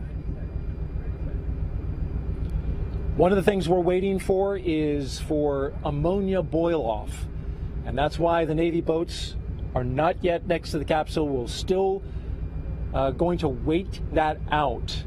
The amount of time that that's going to take is has not been determined. They have allowed for as much as 2 hours. The ammonia on the capsule is used for cooling purposes, to keep the cabin cool for crew. Of course, there's no crew in this capsule, but for future missions, it will certainly be an important part of keeping the astronauts cool during the heat of reentry. But for now, they're going to vent off that ammonia, and as they do that, it's not quite safe to get close to the capsule with the Navy divers.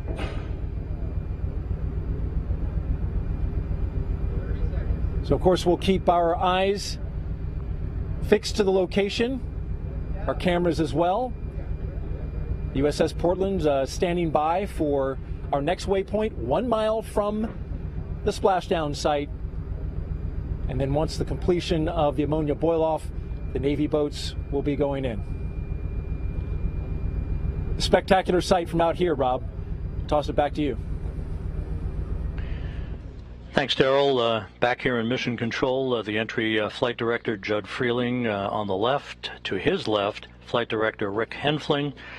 And with me on console here, probably none more important than the NASA Administrator, Bill Nelson. Senator, thank you for joining us today. Rob, I'm overwhelmed. I'd say it's good to see you, but this is an extraordinary day. I remember years ago when I saw you return on Columbia from your mission into space, and it all conjures up a tremendous amount of memories. Orion back on Earth, having circumnavigated the moon, having survived a critical test of its heat shield, I think you have to be hesitant to celebrate and throw confetti a little bit too early, but it certainly is an important achievement, is it not?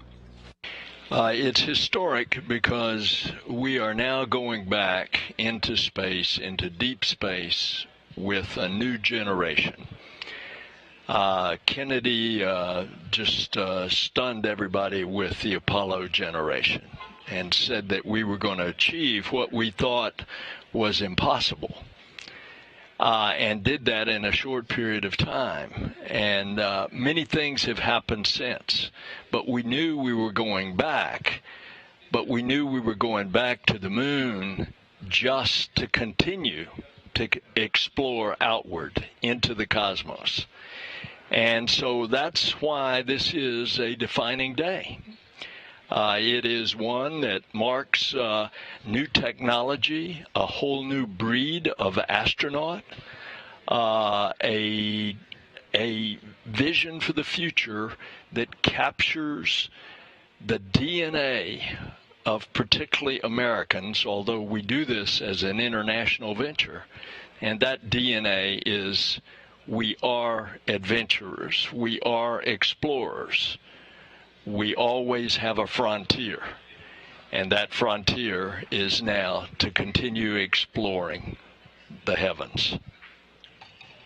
We had to wait a while for Artemis to finally get to the point where the Space Launch System got us underway back on November 16th, but once it did, these engineers and the other members of the team's front room, back room, they've been pretty giddy over the amount of data that they've required and how this vehicle appears to have exceeded its expectations in its performance. The whole vehicle, the rocket, the European participation in the support module, the spacecraft itself, Orion, performing so well that they added a lot of tests. And lo and behold, we're going to be up to our ears in data, thankfully. And of course, today the two main things that had to happen was that that heat shield had to work, and it did beautifully, where they can skip off the atmosphere and bleed that speed down from 25,000 miles an hour. And then the parachutes had to work, and they did it as well. You know, the engineering, the design of this mission, all the work that will go into the next flight when a crew is on board, right, to orbit the moon. What does this say about NASA and the international partner cooperation and the partnership that ultimately takes us not only to the moon but beyond? Well, it says a lot about our country because we don't do it secretively. We do it openly, and we do it with our friends, and we invite all peoples of the earth. And we are doing it also with commercial partners, because when we go into orbit on Apollo 3, we are going to rendezvous and dock with in this case, SpaceX lander, and the crew will go down to the surface. And then we have another competition going on now for another lander, so that we will have two landers. And again, this is the program of going back to the moon to learn, to live, to invent, to create in order to explore beyond.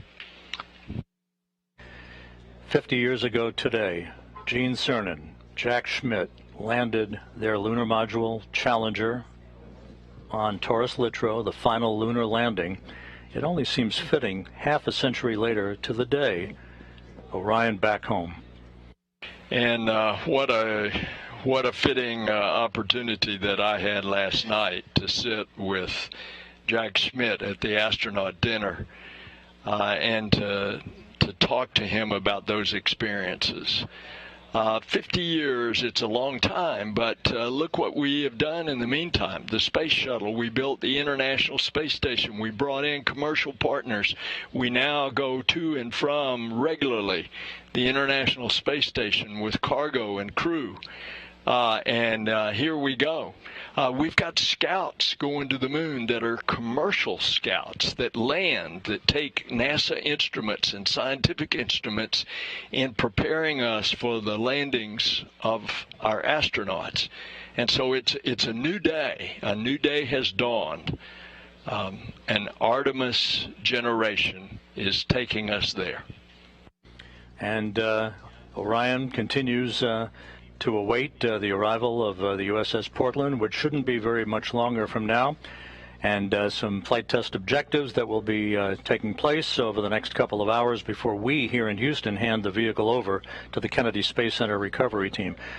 NASA Administrator Bill Nelson, pleasure to see you today, and thank you so much for being with us. What a day. Oh, it is my great privilege.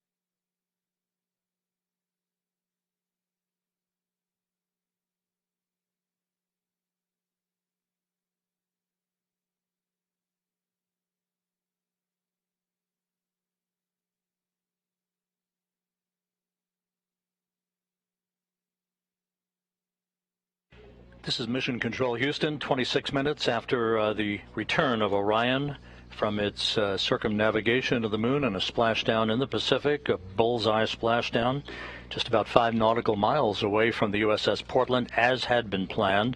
The Portland about to arrive near the spacecraft, as you heard from Daryl Nail, who at this moment is standing by on the Portland with the woman in charge of the recovery operations, Melissa Jones. Daryl? Thank you, Rob. That's right. Melissa Jones, the recovery director, just came from outside the ship's control center where she was monitoring and, of course, managing her team in the midst of this recovery. So, Melissa, thank you for being here. Thank you for having me. This is an exciting day. What a day it is, right? We just had splashdown, and I want to ask you, first of all, operationally, where do we stand and what do we have to go? So we had a picture-perfect splashdown, and at this time we're gathering data. With the CM powered up, we'll get some flight test objective data on thermal conditioning, and we're doing some signal data with the tri-band beacons, making sure that we can see the beacons on the capsules and on the astronaut suits to prepare for Artemis 2. And once that is complete, the vehicle will be powered down by the Mission Control Center, and they'll hand that over officially to us here locally in the Pacific. And then we will approach the capsule and attach some lines to it and pull it into the back of the well deck. And that's a delicate mission, right? Because you will be attaching lines, and through the use of Navy boats and then also a winch inside the well deck, and Navy sailors on the lines attached to it as well.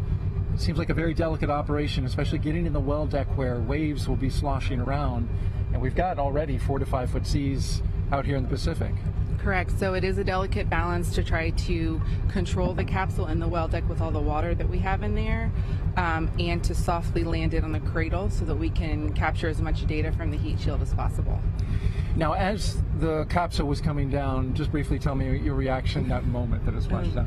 So when they called capture from the helicopters, it was the most amazing feeling. It's just been a long time coming. We've been working this mission for a while, and we've done a ton of training. And every time you do training with a mock-up capsule, you don't have any of that. You don't have parachutes. You don't, hear it coming back through the atmosphere, the sonic booms and all of that kind of stuff. And today that actually happened. It's just amazing. And your team, it's worth noting, has been out here a long time. From the moment of launch, you were on console, ready to support if something off-nominal happened, unusual. You were going to be able to recover that capsule wherever it was needed to recover. So you were working that and then stayed through Thanksgiving all the way to now. So it's been a long road. It has been, yeah. Several of us supported launch, and then we deployed out here about 23 days before, and we're out here for Thanksgiving as a team. So we have been waiting for this and preparing for it for a while. And it looks like you're doing a great job so far. Good luck the rest of the way, Melissa Jones, and thank you for joining us. Thank you very much. Thanks for having me. All right, Rob?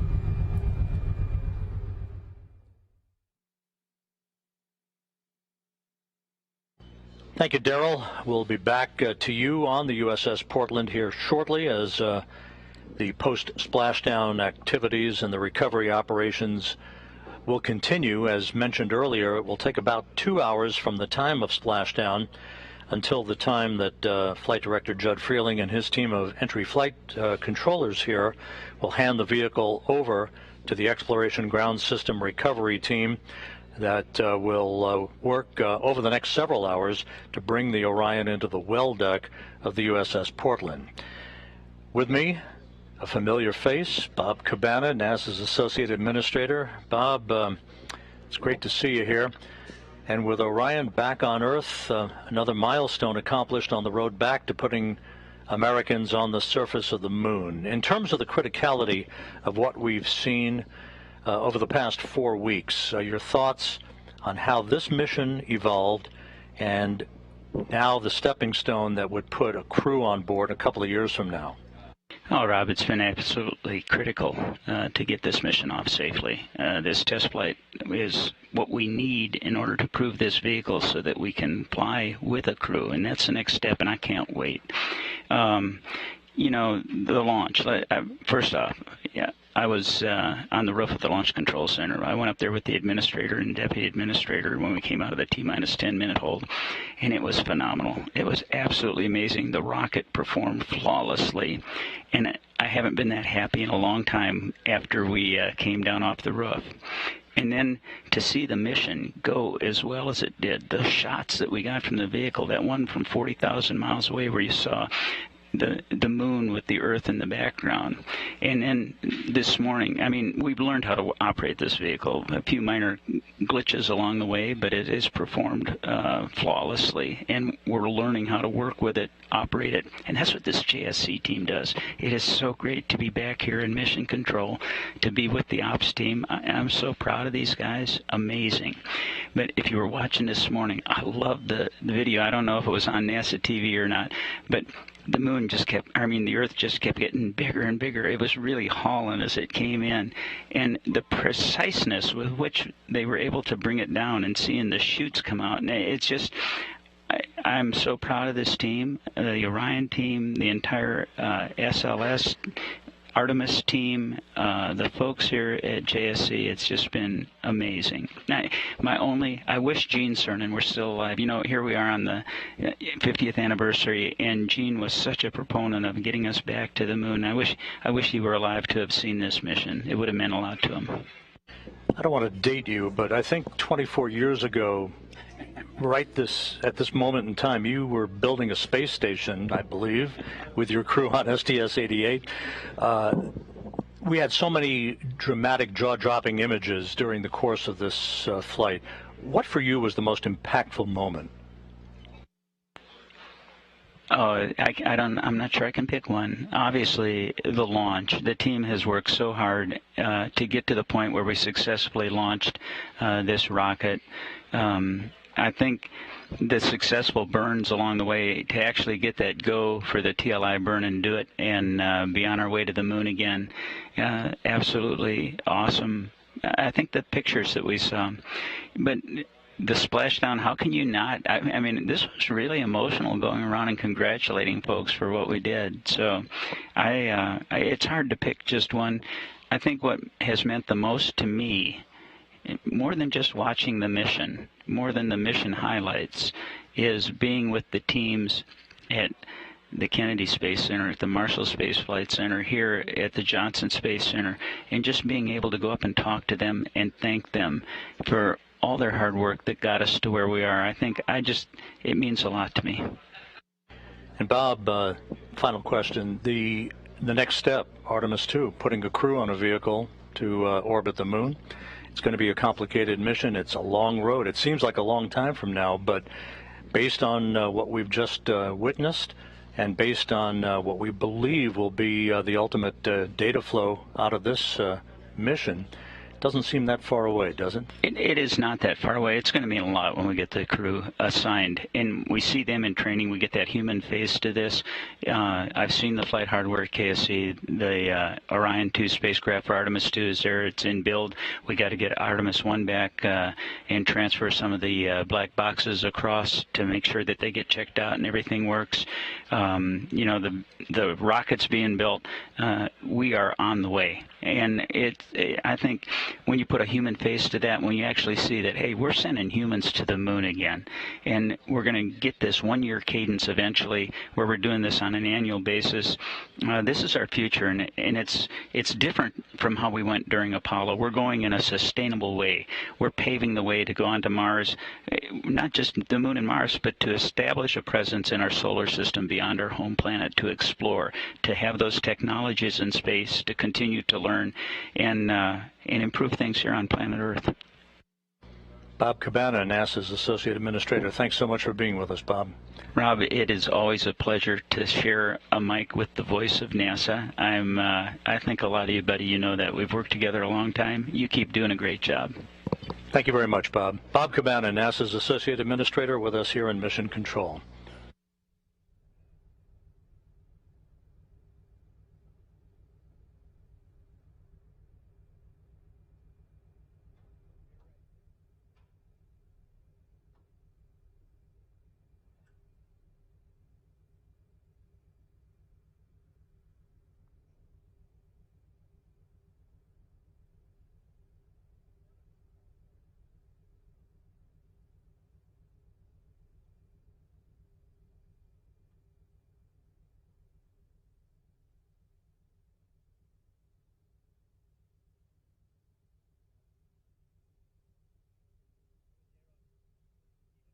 This is Mission Control Houston. About 37 minutes since Orion splashed down in the Pacific on the deck of the USS Portland, as he has been throughout the course of the morning. Darrell Nail, my colleague from the Kennedy Space Center. Darrell, how are things going out there? It looks like you're about to approach the vehicle. Yeah, we're very close to that moment, Rob, here on the USS Portland. We're just about 100 miles off the coast of Baja, Mexico. The operation, as you've heard and been commentating, it is going pretty smoothly at this point. But we are in a pre-planned waiting period as we wait for the ammonia that is inside the capsule. It is used for cooling. This is boiling off at this moment into the atmosphere, and until that's complete, the boats will be on hold. Now, the Navy divers right now at this moment are outside of the 120-yard radius around the capsule. That was part of the plan. They will close within just a few feet to start detecting if there are any hazardous gases coming from the capsule. But that will only happen once our recovery director, Melissa Jones, has given them the go to close in. The ship, meanwhile, the USS Portland, is on its way to close within 2,000 yards of the capsule. As you can see it floating there. The bags fully inflated that are used to upright it. Bright orange in color at the top of the capsule. The ship will then come alongside the capsule, and once the Navy divers have gone in and made sure that the capsule is safe to approach, they will begin taking imagery, photographs, both on the top side of the water, and then also they have Navy divers prepared to go underneath the capsule and take pictures of the heat shield, the all-important component of this capsule, which is the primary objective in terms of the test and this flight test, is to make sure that that heat shield works and works well. So fresh from space, they want to make sure that they have images of it preserved as it is now before the operation begins, where they pull it into the well deck of the USS Portland. That will involve the attachment of ropes, as well as a winch line that then connects to the USS Portland. The well deck of the USS Portland will be flooded to about 6 feet, and those Navy boats will attach their lines and then pull alongside the Navy vessel, connect to a winch line, and then carefully tow it into the well deck. Again, we are currently awaiting the completion of ammonia boil-off from the capsule. They've allowed for up to 2 hours, but it could take a shorter period of time. And once you see those Navy boats closing in, then you'll know that that ammonia boil-off is complete. Of course, we'll let you know when that happens. Live on the deck of the USS Portland, Rob, we'll send it back to you. Thank you, Daryl. Daryl Nail on the USS Portland out in the Pacific, west of Baja, California. Back here in Mission Control as the flight controllers watch over the initial phase of the recovery operations. We're joined by the director of the Johnson Space Center, Vanessa Weich. Vanessa, great Sunday to have you here with us on Console. Fabulous Sunday. What a great day. You know, it's amazing to me everything that has been accomplished throughout this entire mission. But being here with the team and seeing and witnessing this splashdown together, amazing, wonderful. I really can't describe how I feel.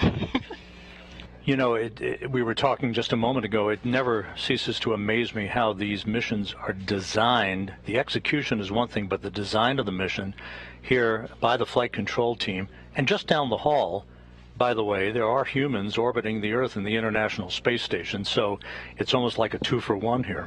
It is. I mean, you know, to me this week, and well, for the past 26 days, being able to come into the control center and know that we had teams controlling the International Space Station with our crew members on board, and we've had, as you know, successfully crews living off of this planet for over 22 years, but then in another control center where we're monitoring and making sure that the maneuvers, everything that had to happen on the Orion spacecraft, that was being tracked, followed, and, you know, data, anything that needed to be sent up was just done so perfectly and professionally.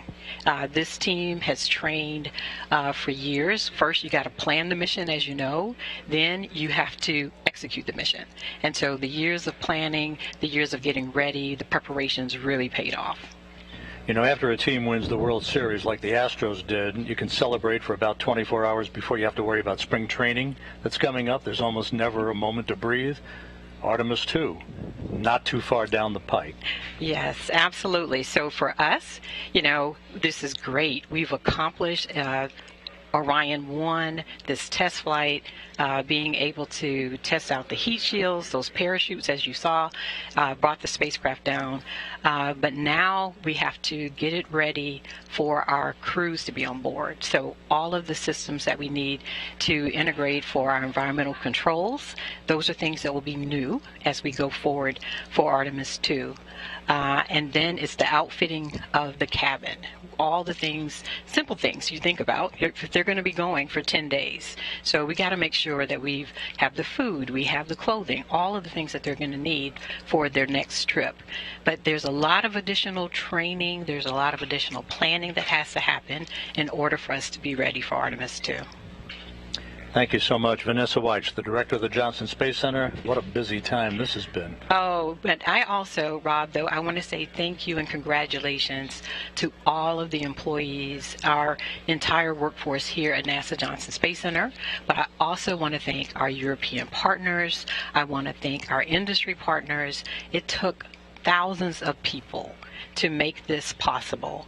And now the recovery that's being done by the Navy, just want to say major thank you to the brave individuals that are out, and they're going to be bringing the Orion spacecraft into the Portland, and then she'll be back going to Florida, and my friends in Florida are ready to receive her. We're super excited and just want to say thank you to everyone that has made this possible.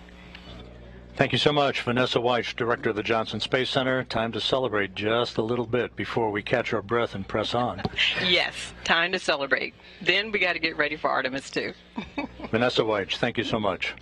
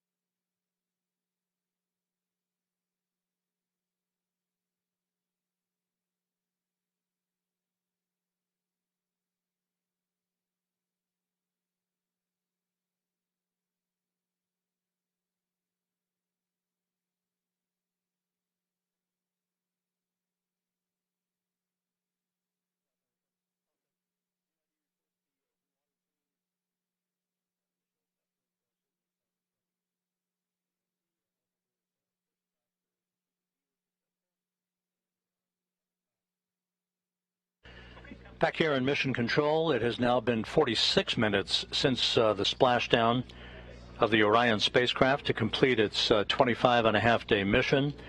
Flight controllers here in Houston are reporting that the vehicle looks great in the initial visual inspections being made by the helicopter teams, as you heard Daryl Nail reference just a short time ago.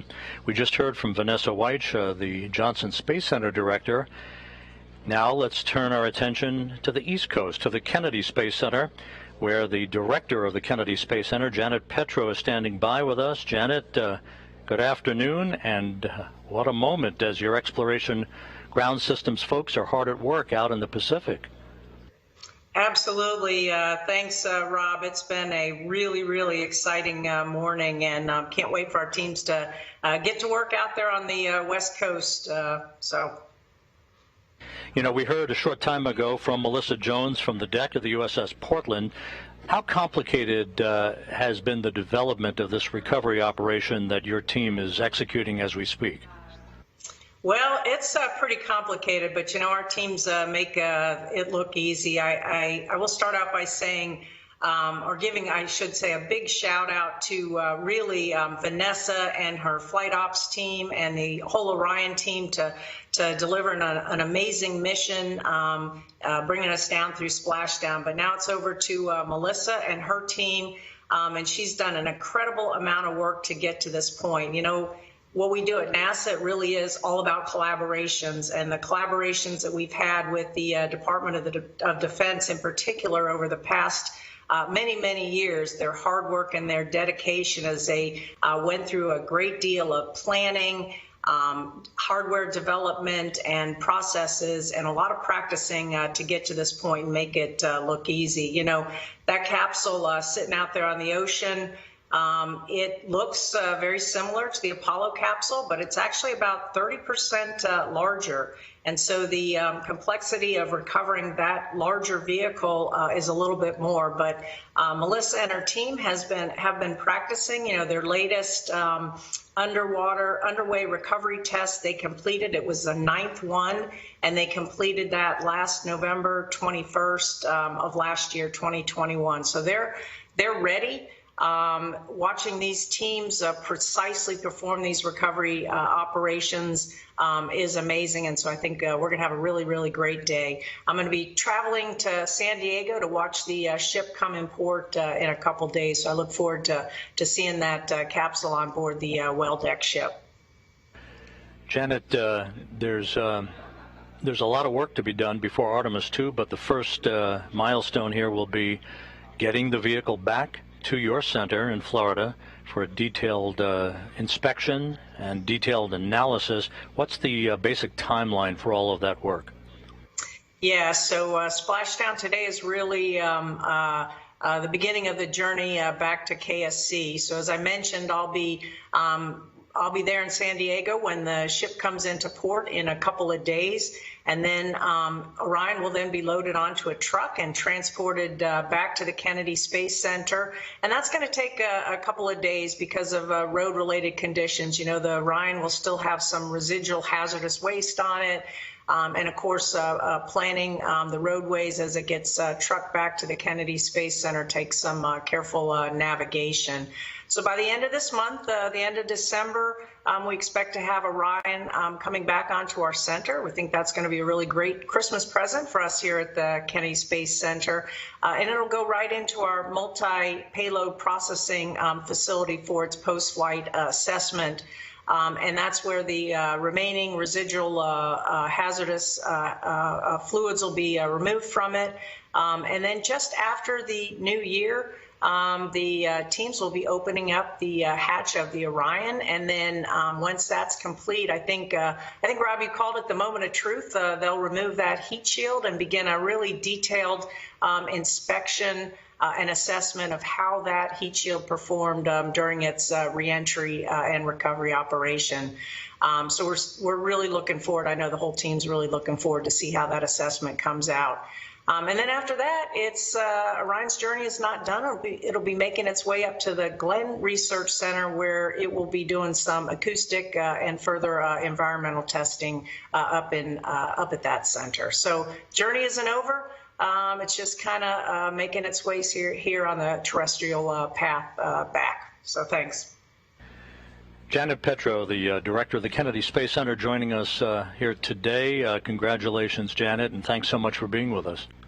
Thank you, Rob. It's a great capstone to our 60th diamond anniversary to have splashdown, successful splashdown. So take care. Thanks, Rob. Thank you again, Janet Petro, the director of the Kennedy Space Center, joining us today. Orion safely upright in stable 1.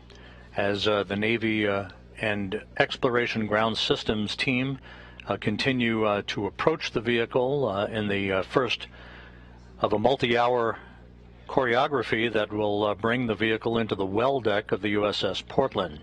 On the deck of the USS Portland right now is Darrell Nail, who has NASA astronaut Shannon Walker with him once again, post-splashdown this time. Darrell, how are things going out there?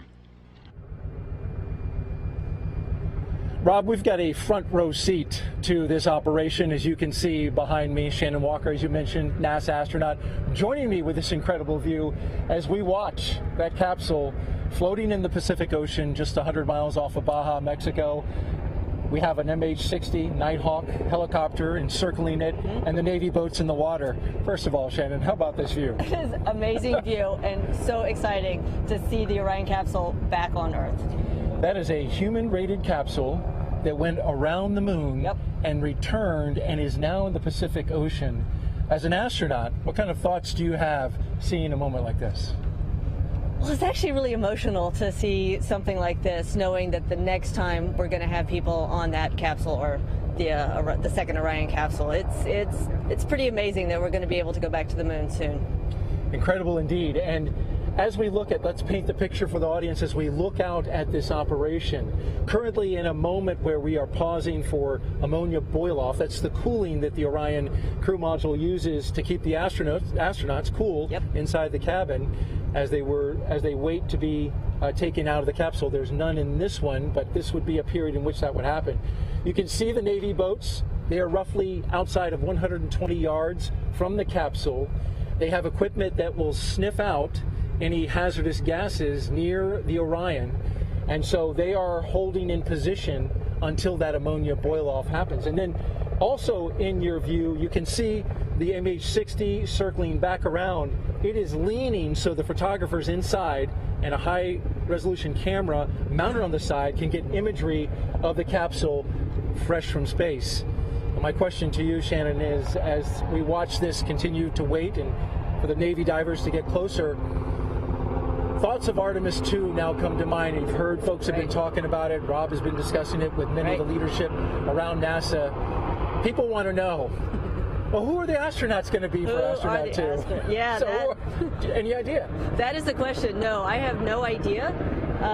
Once we get this capsule back, we'll look it over and we'll be able to determine when Artemis 2 will actually be able to launch. And once we know that launch date, we'll figure out the right time to name the crew based on the training flow. So there's actually a period of training in which you have to do a set amount of time to get ready for that, but really predicated on Artemis 2 and that launch date? Absolutely. We don't want to have the crew just spinning their wheels if Artemis 2 is going to be a long way out, but I don't think it will be. So I would say sometime in the next 6 months maybe. Is it just a guess? Don't hold me to it. We might be naming the crew. All right, very good. Shannon Walker, NASA astronaut, thanks for joining us today. One quick update and note, the recovery team was looking at the possibility of recovering the parachutes as well as the forward bay cover, but that is not going to happen this time. They did mark their locations, but they did slip below the surface of the ocean, and so no recovery of the parachutes or the forward bay cover. That's it from right here on the USS Portland. Rob, we'll send it back to you. Daryl Nail on the deck of the USS Portland with NASA astronaut Shannon Walker. It's been almost an hour since Orion splashed down. Everything with the entry and splashdown went by the book. If you weren't with us for the final minutes of Orion's descent toward the Pacific Ocean, we have a replay after the deployment of the three main chutes, which were pulled out in sequential fashion after pilot parachutes and drogue chutes were deployed. The main chutes came out. They reefed in perfect fashion. Slowly descending towards the splashdown that was marked at 11:40 a.m. Central Time, 9:40 a.m. Pacific Time, at a point about 5 nautical miles or so from the USS Portland, west of Baja California. Orion entered the Earth's atmosphere traveling 25 times the speed of sound. It decelerated to a splashdown velocity of just under 100 miles an hour. It was a very gentle splashdown for Orion. All of its entry milestones were performed in perfect fashion. 2 blackout periods in which the plasma around Orion built up, preventing data and communications with the spacecraft as a natural function of the heat of reentry, which was about 5,000 degrees Fahrenheit, twice as much as re-entering space shuttles and other crewed vehicles have experienced. But although some analysis must be performed now, and there's the splashdown itself as it occurred, analysis, as you'll hear in a moment from our next guest, must be conducted to make sure that everything went as had been prescribed. On the heat shield particularly, and there's a live view of Orion as the Navy boats with the Navy divers and other recovery personnel begin to approach the spacecraft. With us here in Mission Control is Michelle Zahner, the Orion Mission Planning Lead from the Vehicle Integration Office. Michelle, thank you for joining us today. And I guess the natural and the big question is, unbelievable that all this just ticked off in trip hammer fashion the way it was designed. Yes, it was an incredible mission. So we accomplished all of our major mission objectives. The vehicle performed every bit as well as we hoped, and even better in a lot of ways. So as an example, the solar rays generated more power throughout the flight than we expected. So this is the furthest any human-rated spacecraft has ever gone, and that required a lot of complex analysis and mission planning and trajectory planning ahead of the mission, and to see it all come together and have such a successful test mission was amazing. Michelle, it was a test flight, of course. There was a lot of risk involved, an elevated risk because there was no crew on board, and you could take, shouldn't say liberties, but you could expand the envelope of what you needed to do in order to acquire the data that you were looking for in order to set the stage for the next mission when a crew will be on board. From a vehicle standpoint, sitting in these mission management teams, sitting with your engineers on a day-to-day basis, how much data did you acquire, and how long do you think it's going to take to pore over this so you write the textbook of Artemis 1? Yeah, we acquired a ton of data during the mission. So one of the first things that we'll do post-mission is take several months to go back through that data, really dissect it, and understand the vehicle performance. You know, we did a lot of testing and analysis prior to the mission, but nothing really compares to seeing the vehicle perform in the harsh space environment. So that's certainly going to be our first focus after the mission is looking at all that data. And as you mentioned, you know, we pushed the vehicle further than we probably would with the crew on board, but through that, we learned a lot. We learned that the vehicle is more robust than we thought in many areas, and so taking that information and expanding our operational envelope will help as we go forward to more complex missions in the future. And in the Orion Vehicle Integration Office, for yourself and your colleagues, it's almost like wearing two hats. You have to go back and pore over the data from this flight, but now you got to prepare a vehicle that will sustain a crew, including an environmental control system, a life support system for the crew itself. How are you all going to juggle all of this work over the next couple of years? Yeah, there is a lot of work that goes on in parallel. So as I mentioned, I think the post-flight review is going to be the top priority for the first few months. But at the same time, the crew module and the European Service Module for Artemis 2 is already at Kennedy Space Center. It's already being put through the paces in testing.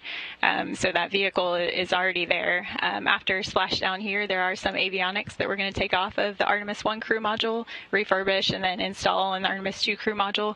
And then, as you mentioned, we have the new environmental control and life support systems and a lot of other crew interfaces like crew displays, and all of that is in the process of being integrated and tested. So we celebrate Artemis 1 today, but tomorrow we get back to work and we start focusing heavily on Artemis 2 and making sure we have a successful first crewed mission.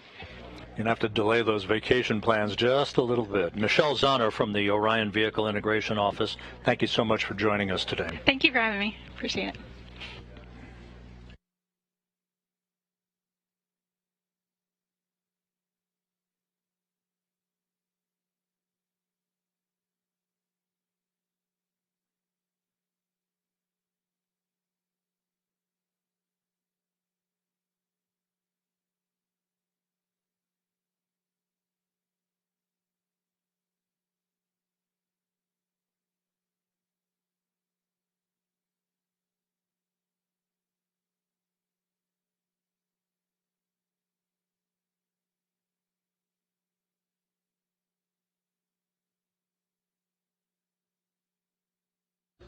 Back here in Mission Control, about an hour and 2 minutes now since the splashdown of Orion.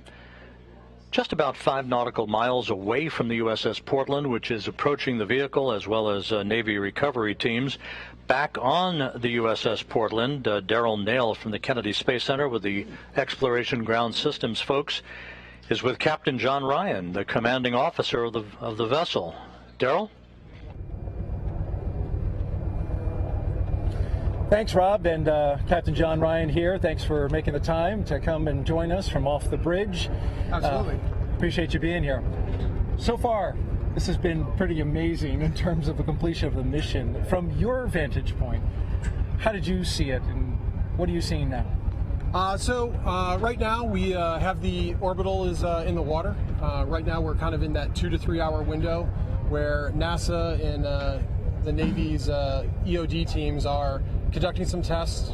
We're getting imagery and data for NASA, which will help support the future astronaut missions.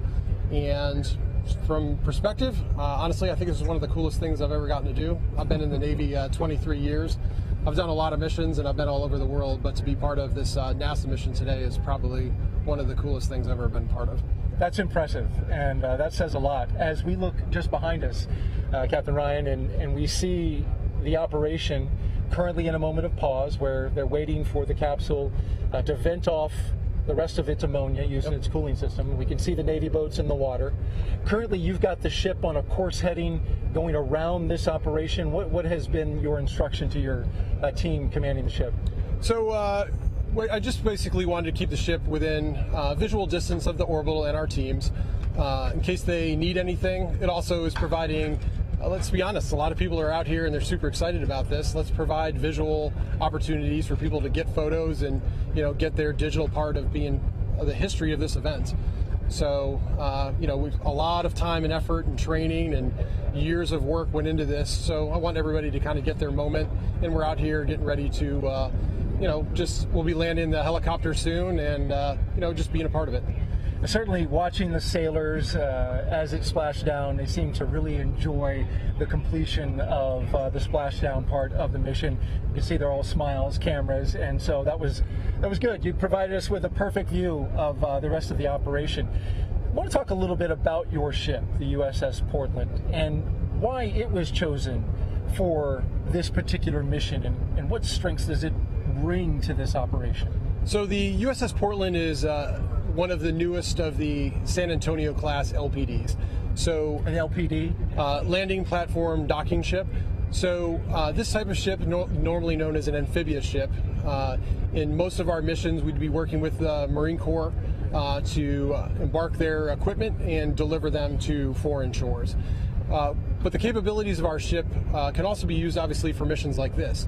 We have an enormous flight deck with an aviation department that we can land multiple various types of aircraft.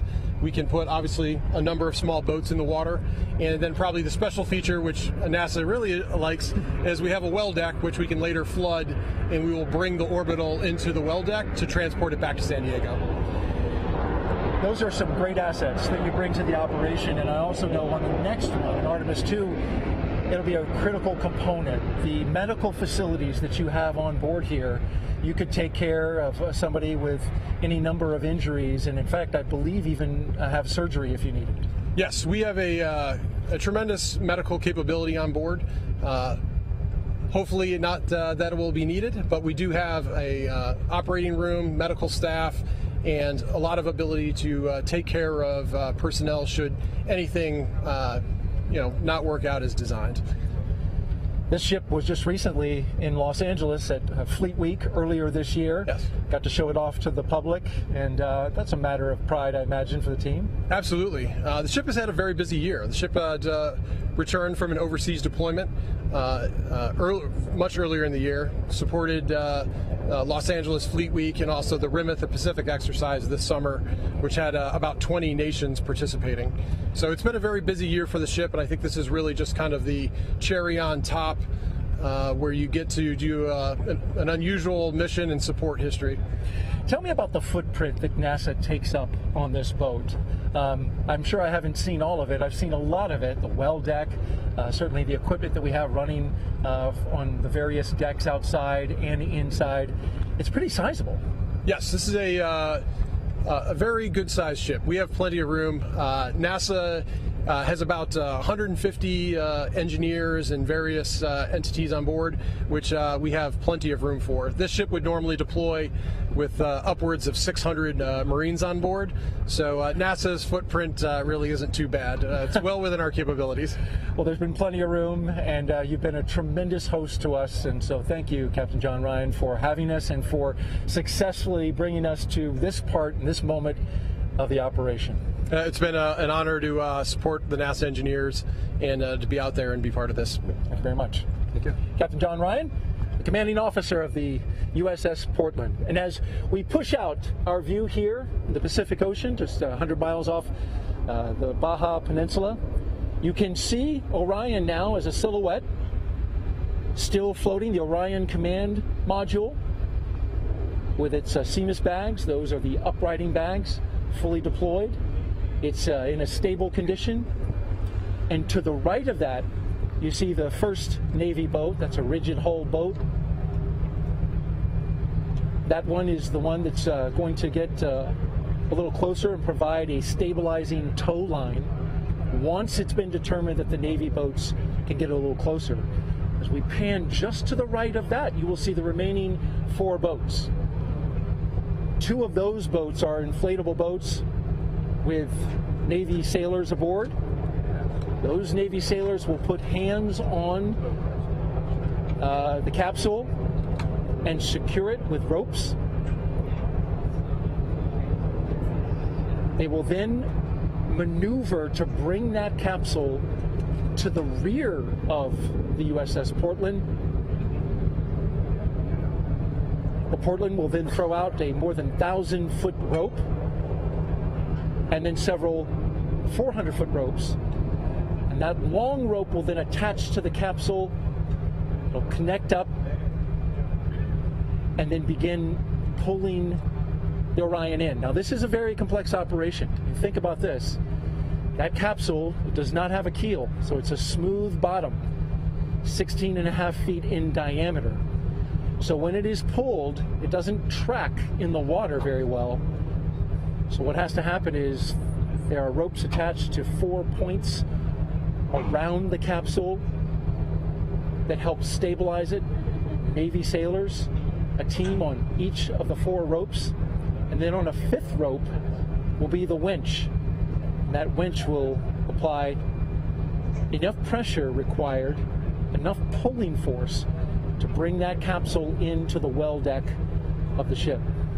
At the moment, as we've been telling you, we are currently standing by awaiting ammonia boil-off. This is the coolant that's provided on the Orion capsule. It keeps the astronauts, should there, once they eventually go into the capsule and go on missions to the moon. Currently, no astronauts in this capsule, but we've got to vent off the ammonia nonetheless. The allotted time for that is 2 hours. And so we are just 1 hour and 10 minutes into that waiting period. And then once it's clear, you'll see those Navy boats get closer. But currently, we are still standing by, waiting for the completion of ammonia boil-off. That's it, live from the deck of the USS Portland. Of course, we'll have more interviews for you as we go along. But for now, send it back to Rob Navius in Houston. Thank you, Daryl. Looks like a beautiful day out there west of Baja, California. A lot of smiles here in Mission Control in Houston. We're about an hour and 11 minutes since the splashdown of Orion to wrap up its 25-and-a-half-day mission. Integral into the flight of Orion was the performance of the European service module that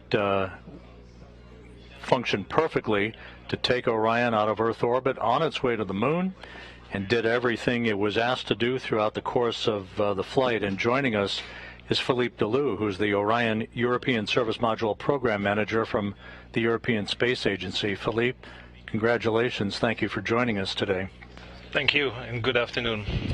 Philippe, that service module went through its paces and was spot on every time it was asked to conduct a burn. Everything that it was planned to do was executed perfectly. Your thoughts on this mission? Well, I have to say that I'm the happiest man in the world at the moment with the successful performance of the service module. She did what she was supposed to do, and even better. So it's a wonderful mission. I couldn't have dreamt more.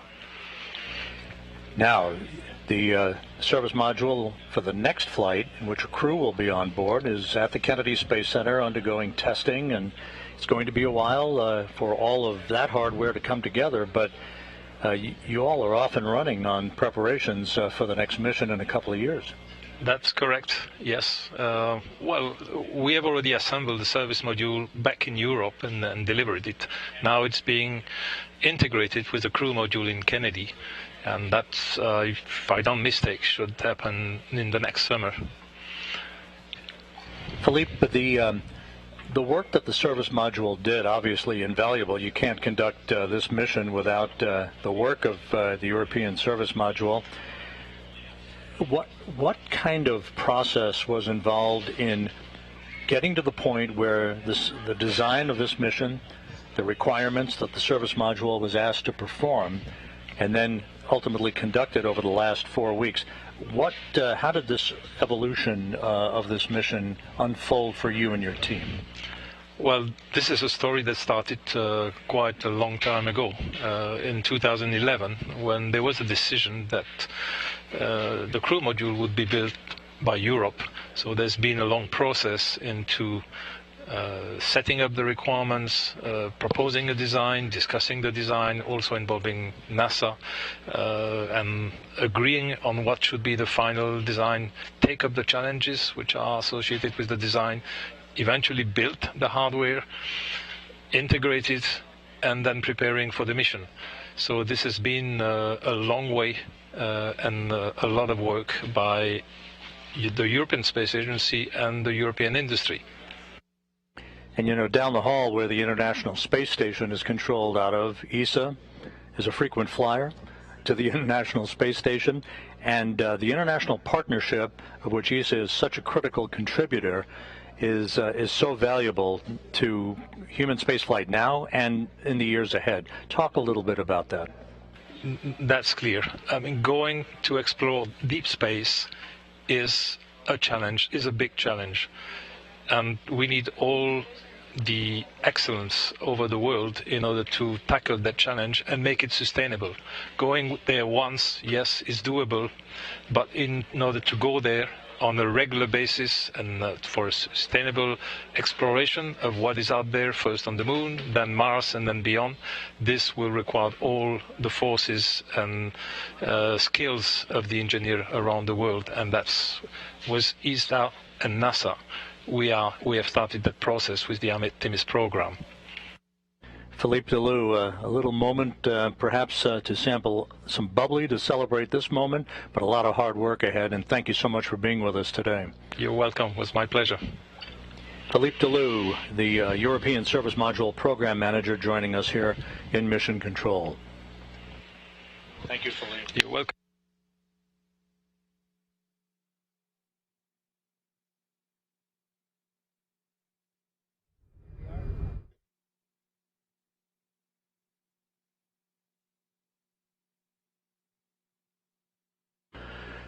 This is Mission Control Houston, and all of the action now is focused on the USS Portland, west of Baja, California. My colleague Daryl Nail is there. Daryl?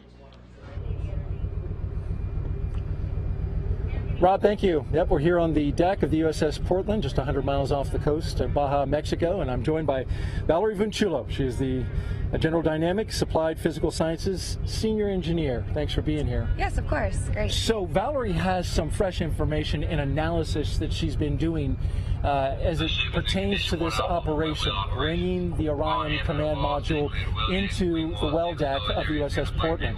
And so she has been looking at the wave heights with a system that you use, and tell me, you've just now analyzed the sea heights. What kind of sea heights are we dealing with, and what does that mean for the recovery of the Orion capsule out there in the ocean right now? Yes, so we have two wave monitoring systems, two radars on board the ship. So we're monitoring the waves, measuring the Doppler velocity of the waves in the vicinity of the ship. So from that, we're able to get the significant wave height and where the direction of the waves are coming from along with the period. So right now we're seeing about 4 to 5 feet of waves at about 13 seconds from north-northwest. So with that information, we're able to provide a recovery heading for the ship that'll optimize, minimizing the motion in the well deck. So we're really trying to minimize that sloshing and bore wave in the well deck. And that's a key point right there, Valerie. Of course, as I don't know if you could tell at home, but we're on the ship deck leaning back and forth to those 4 to 5 foot waves that we're dealing with out there in the ocean right now. So imagine Orion bobbing out there in the ocean, coming into a well deck where those waves come into the well deck. So what has been your recommendation to the team about how to deal with these waves as they bring that capsule close? Right, so right now we're recommending a recovery course of 320 to kind of mitigate that motion. So we're kind of looking at the roll of the ship to minimize that sloshing wave, and the course of 320 is looking like the best for that recovery. That will give us a little bit of a bore wave that we're going to experience, but it's something that we think we can deal with, and we're looking forward to the recovery. This is important because, of course, inside the well deck, I've heard it explained that once those waves come in, and then the ship, as it's moving about, creates a big wave pool inside. Yes, yeah. That's not good for a spacecraft that you're trying to stabilize. No, you don't. You really want to minimize those motions to the best of our ability, and in doing so, we're just looking at everything out there, all the waves, what we're dealing with, and we have hydrodynamic ship models of the ship and of the well deck, so we're running through all of our models live, taking the live radar data, and just trying to provide the best information available here. And so when they have that information, what is your role after you've given it? Do you continue to monitor? Are you active? Yes, we're constantly monitoring and running the system. We're always recording data to analyze later, so constantly doing that. And we'll provide little tweaks and updates, as we get closer. But once they've started flooding, we're really on that course. So we'll just keep monitoring what's going on. Those two radars on the ship, where are they located and what frequency are they using? So they're located on the 05, and it's an X-band radar, and over here on the 04, so we have two, and that gives us, putting them both together, gives us a full 360 degrees, which is what you want. You want to be able to see all the waves around the ship, and they're actually an X-band radar that's been vertically polarized, so we can see the Doppler velocity as it's coming in to calculate that wave height and the swells and the wind waves in the direction they're coming in. That's high-tech stuff. I mean, it's, you've got Doppler radar. Many people may be familiar with how that helps with weather, telling our audience and weather people where the weather is, where the storm clouds are, but it literally can map out in 3 dimensions the waves around the ship. Yes, yeah, so we're looking, a lot of X-band radars, they're looking for targets, right? Another ship, avoidance, but we've polarized our radars to try to look at the waves, and just what other people might consider noise is what we want to capture. That's interesting. It's just the opposite of what it's typically used for. Yep. Well, Valerie, last question I want to ask you. You've been on the ship since we departed San Diego on Wednesday. Yes. It's been a long journey to get to this point, this weather alternate spot where the seas are much lower. They're now 12 feet or so off of San Diego, so this is certainly something you probably appreciate. Yes, yes. But let me ask you about that operation and looking out there and seeing that space capsule in the water. What was like that for you watching? Oh my gosh, it was amazing. It's something I will probably remember the rest of my life. Hearing that sonic boom and then seeing the chutes, oh my gosh, it was incredible. Valerie Chulo, thank you so much for joining us. Yeah, thank you for having me here. All right, Rob, we'll send it back to you.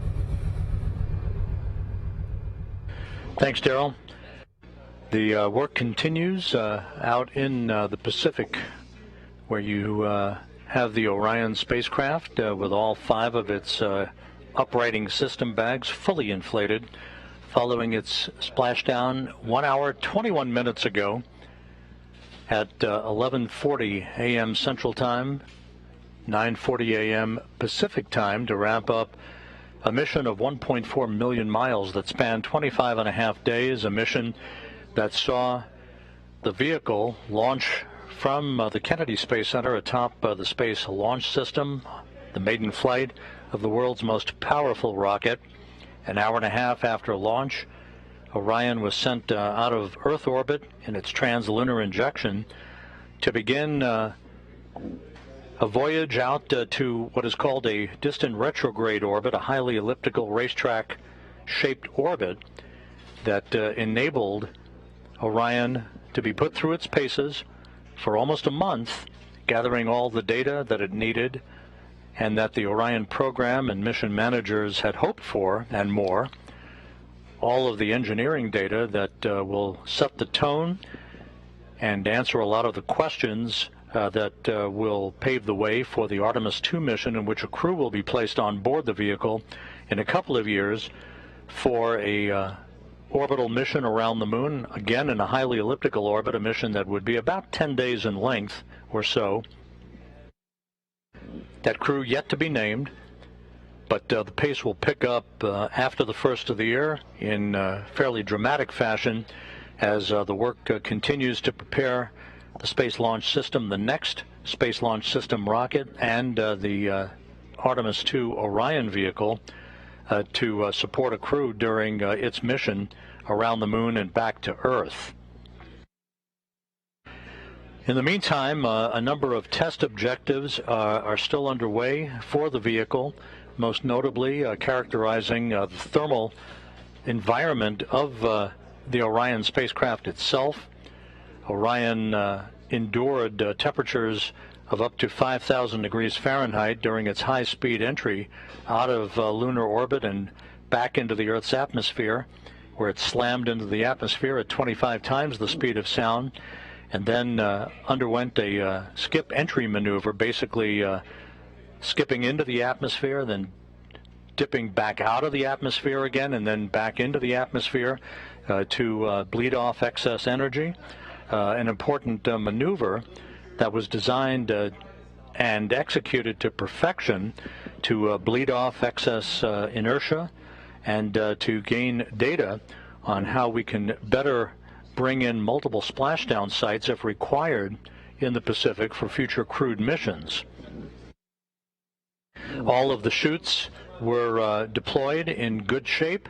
The three main chutes deployed as planned. They reefed to their full extent, and Orion gently splashed down. After entering the Earth's atmosphere at 25 times the speed of sound, it splashed down at a meager velocity of just 19 miles an hour. Very gentle splashdown velocity had a crew been on board. And here's a replay of the final seconds for Orion as it descended below a deck of clouds at about 1,700 feet of scattered clouds.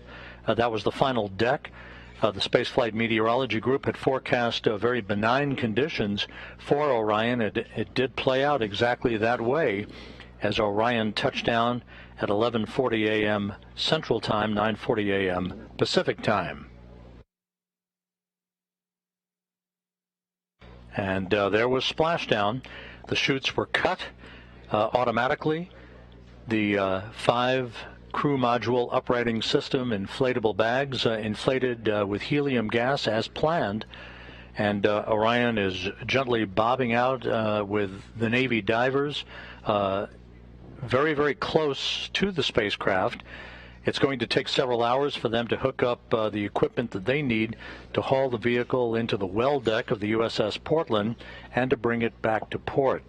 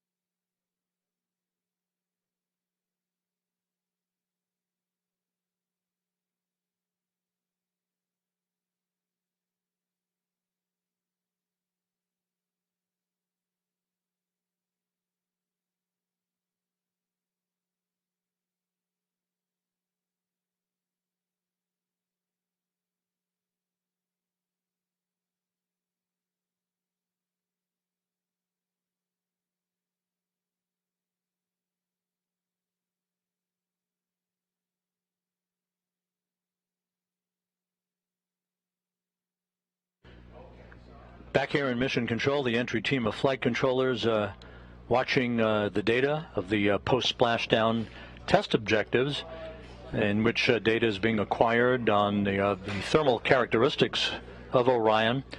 There'll be a restart of the ammonia boiler system to gain data on long range and extra cooling for the vehicle that will be in the offing when a crew gets on board. We'll be talking more about the crew aspect of what lies ahead a couple of years from now, a short time from now.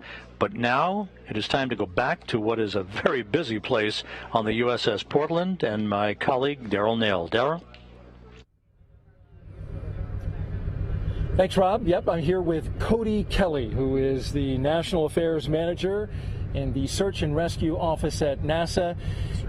In terms of your job, we had good visual today of the capsule coming down. We clearly have the visual right now. We can see it in the water. Yes, sir. We know where it is. But that might not always be the case. The capsule may be beyond our visual sight, as well as in Artemis 2, the astronauts. Tell me about what your role is and how you help find out where they are in a situation like that. Yes, sir. My name again, Mike Cody Kelly. I work in our SAR mission office. Basically, we work with all of our federal and international partners to ensure that our spacecraft are interoperable with the Search and Rescue Satellite-Aided Tracking System, or the SARSAT system. So today for Artemis 1, we tested out the vehicle tri-band beacon, which was using swept tones for the helicopters that are flying around behind us to be able to locate that spacecraft in kind of what we call the terminal area, which is within about 1 nautical mile where you can get visuals, as well as the 406 megahertz beacons that were on the capsule, as well as what the astronauts are going to wear in Artemis 2. We were using what's called the SAR Intelligent Terminal, or the SAINT application, which is a system that ties into our ground station at the Goddard Space Flight Center to pull in all of the data from these beacons so that we can see them anywhere in the world. And that's incredibly important, especially when we have crewed missions where if we had some kind of emergency abort or some kind of landing, we'd have to be able to get data to our DoD partners extremely fast, even if they're landing internationally. And this is something that we do for all of our human spaceflight programs, but Artemis really has a kind of special place in my heart because all of this effort started way back in 2016 with URT-5. So we actually demonstrated some of our advanced technologies on URT-5, and slowly was able to be integrated with the landing and recovery team to provide them that key data on the day of landing and if there was any kind of emergency. The are going to wear what's called the Angel beacons, which are the advanced next generation emergency locator beacons that are located on their life preserver equipment, and that's going to be able to track an astronaut if they had to get out of the capsule, if there was an ammonia leak or some kind of emergency, as well as tying that into what the vehicle telemetry is saying to be able to give a good SAR picture to these guys that are flying helicopters looking for survivors or being able to go rescue astronauts. And so let's talk a little bit about that further. The astronauts will be wearing GPS, essentially they're GPS locators, right? Exactly, yes, sir. They're beacons. And then, of course, the crew module itself has a tri-beacon. Yes, sir. So how do you delineate between those two? And that's really the power of our ground station and all these web applications. They're two different legacy beacons. You have a first-generation SARSAT beacon, which is what you have on a standard boat. Even the ship itself has a first-generation beacon. And then we have what is called a second-generation beacon, which is an advanced waveform that's specifically for the astronauts themselves. In our application, we're able to actually identify each of those beacon IDs and tie them to a specific crew member so that when they turn it on, we know exactly whose beacon that is and exactly where it's at. And the power behind that is with these emerging technologies, we're able to do this even if we have bad GPS connection or we're really anywhere in the world. And this is the kind of stuff that you can have is if you go to a vendor and buy it for your boat. If you're out hiking, we're using those technologies for civilians for astronaut use and kind of vetting it out here out in the open ocean, knowing that astronauts are really one of our prime customers. So you ran a test today, right? Yes. As this operation was unfolding, the crew module was sending out its beacon, its tri-beacon, but then you also had those Angel beacons for the astronauts. They were what? You put them on the boats, yeah, right? we put them on the ribs or the rigid hulls inflatable boats that are out there tending the capsule, as well as on the fantail of the ship. What we're doing is we're looking to make sure the air crews could delineate between these various beacons if the crew members ever had to get out, as well as looking at the performance of the vehicle tri-band beacon after it's spent almost 2 weeks in space. So we're looking at not only today's technology but tomorrow's technology to kind of serve Artemis, emerging partners, and really the folks that are going to be in harm's way on a daily basis. Your test was part of the operation today, and how did it perform? It went phenomenally. I can't give more kudos to the crew of the Portland, First Air Force Det 3, setting that all up with the Navy, the Air Force, as well as some of our national partners in the U.S. SARSAT program that made this all happen. So it was really a team effort, and it went flawlessly, just like this mission. So I couldn't be more happy. And you could clearly identify the capsule and the two angel beacons. I mean, it was clear as day. It was clear as day, and we've been working on this application for over 2 years with this mission in mind, and it executed flawlessly. And the coders and developers at Goddard Space Flight Center did a phenomenal job being able to get this ready on time, on mission, and on location. Cody Kelly, Manager of National Affairs, Search and Rescue Office at NASA. Thank you very much for joining us. Thank you.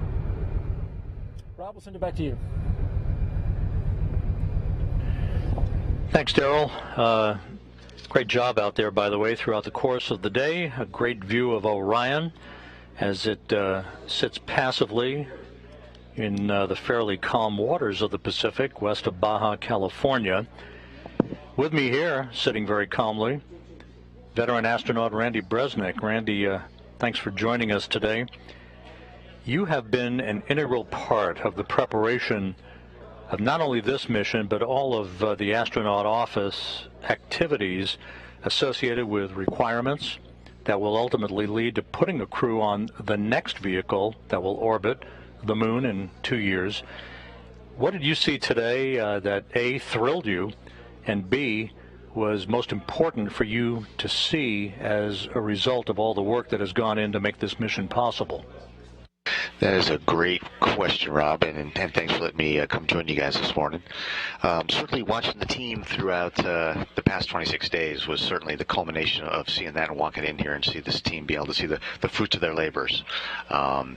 Seeing that we have a launch platform that was nearly flawless, practically flawless, getting our Orion uphill, and then having our service module, give us power and the flight control and the burns that all went off so well with so small residuals, we hardly had to do any trimming. And it was then great to see all the cameras that we put on that vehicle to bring everybody along on the mission, and put selfie as a word that we use now in spaceflight, and Artemis 1 getting the selfies while we were up there. And then certainly everyone holding their breath as we did the burns to get into the distant retrograde orbit, and then get out of the distant retrograde orbit, and then be able to make the trim burns to be able to get right, hit entry interface as accurately as we did here. See the service module separate, which is another big milestone, and then see the last few minutes of flight with Orion flying on its own for the very first time, and then see how well it controlled itself, and how the forward big cover came off on time, the drogues came out, slowed it down, mains came out, and we landed 2.5 miles from the pinpoint bullseye, and we had expected maybe 5.5 miles. So it was awesome to see all of that, and that whole collection is what gives us confidence for the next time. All of these things that were individually areas of concern have now been proven in flight. We've talked often during the course of the broadcast today about the fact that this is the 50th anniversary of Apollo 17's landing on the moon. Gene Cernan, Jack Schmitt, past his prologue, as they say. And now, from an astronaut office perspective, as you look down the road over the next 2 years, a lot of work to do, but certainly a leg up on what we think will be a launch in the 2024 timeframe. Absolutely. The post-flight data reduction and everything else will be amazing to see in the next few weeks and months. But starting next week, we're right into Artemis 2 continuum processing. We got Artemis 2 crew module and service module sitting there at KSC right now, going through its final, their final assembly, and then we have to do the verification, validation, test out, and make sure everything's working. And things like systems like the ECLIS system, which we didn't have on this, and so the first time that we're flying with that system will be when crew are on board, and so that'll be a really important, thorough checkout here on the deck. Certainly, in the next quarter, ideally assigning the crew to it, so that we can start building their spacesuits, getting them involved in training, and getting them ready to go in that 2-year mark. And hopefully, we will either meet or beat that 2-year mark. And so that'll be exciting to see if we can move that fast to continue the momentum that we got from this flight. And an interesting flight design for Artemis 2, where another highly elliptical orbit around the moon. This is not like your father's Apollo 8, where we simply orbited almost at an equatorial nature. But we're going to be chasing the interim cryogenic propulsion stage as well. Yeah, certainly. When you look at how bold Apollo was, we had never been to the moon. We didn't know we could do it. We planned on having Apollo 7, and we flew that crew module in low Earth orbit. And then Apollo 8, we launched it around the moon, and it stunned the world, and proved to ourselves, that we could do this. Well, guess what? We're doing that in one mission on Artemis 2. We're doing Apollo 7 and 8 combined. So that is a bold statement and audacious goal for NASA to set. And like you said, the highly elliptical orbit that we launch in here in Earth, so we can launch out, get into a 24-hour orbit to check out that environmental and life control system, such that we know that we can breathe. We know that the cooling works. We know that all the systems work. Scrub the CO2, take out the humidity, to try the exercise device. So we know that by the time we end that period and we do the translunar injection burn, we know that we're good to go for the next 9 days to be able to get around the moon and come on back. All of that just buying down risk, proving out the systems, so that when we go to Artemis 3, we combine not only Apollo 9, which is the first flight of the LEM in low Earth orbit, Apollo 10, which took the LEM to lunar orbit and flew down near to the surface, then came back, and Apollo 11 landing. We do all those 3 of those missions in one. And that is very exciting, very bold, and it has got to be exciting to anybody that's in the space program, is interested in the space program, or the young people out there who are the first future space explorers who will be on those later Artemis missions. Final question, Randy. Space is no stranger to you. You've spent quite a bit of time, shuttle flight, long-duration mission on the International Space Station. But if there was a singular image from the last 25 and a half days that sticks with you, that drove it home, that we were going well beyond the Earth, what would that be? It would certainly be the missions where we were on the far part, where we were 268,000 miles away from Earth, and you saw Earthrise over the moon, and thinking that the next time we take those pictures, that could be with somebody behind the back of the camera, not the vehicle taking it himself. It's going to be an interesting couple of years, a very exciting couple of years. And Randy Bresnik, thanks for joining us today. Appreciate it. All right. Thank you. And congratulations to our Artemis team everywhere all over the world. They deserve a very well-deserved day off after this mission, but certainly looking forward to the next 2 years where we are able to take that and capitalize on it. And as we say, wash, rinse, repeat. Copy that. Thank you, Randy. Appreciate it. Randy Bresnik with us here in Mission Control. It's been about an hour and 40 minutes since Orion splashed down. We're continuing out in the Pacific to secure the spacecraft and ultimately get it into the well deck of the USS Portland.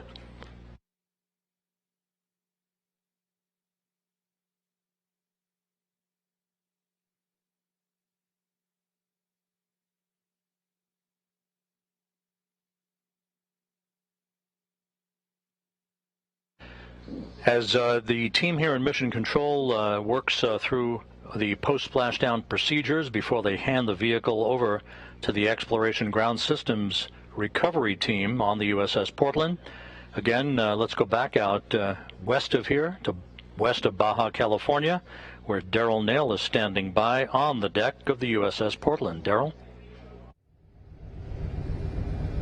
And it's simply beautiful out here, Rob, and we've got a perfect view, a front row seat to the Orion splashdown. I want to give you a quick update on the recovery operations. Recovery Director Melissa Jones has decided to go the full 2-hour waiting period for ammonia boil-off, and so that's going to put us at 11:40 a.m. Pacific time for the boats to then close in and get next to the spacecraft and begin sniffing it for any hazardous gases. You can see it just right off the port side of the USS Portland, still in the water. The Navy boats off to the left. They're standing by for that moment, which is in just about 18 minutes from now. They're going to go in and start that procedure. Both helicopters, though, are back on the flight deck as well. Those assets have completed their part of the job. I want to bring in now Jeremy Vanderkam.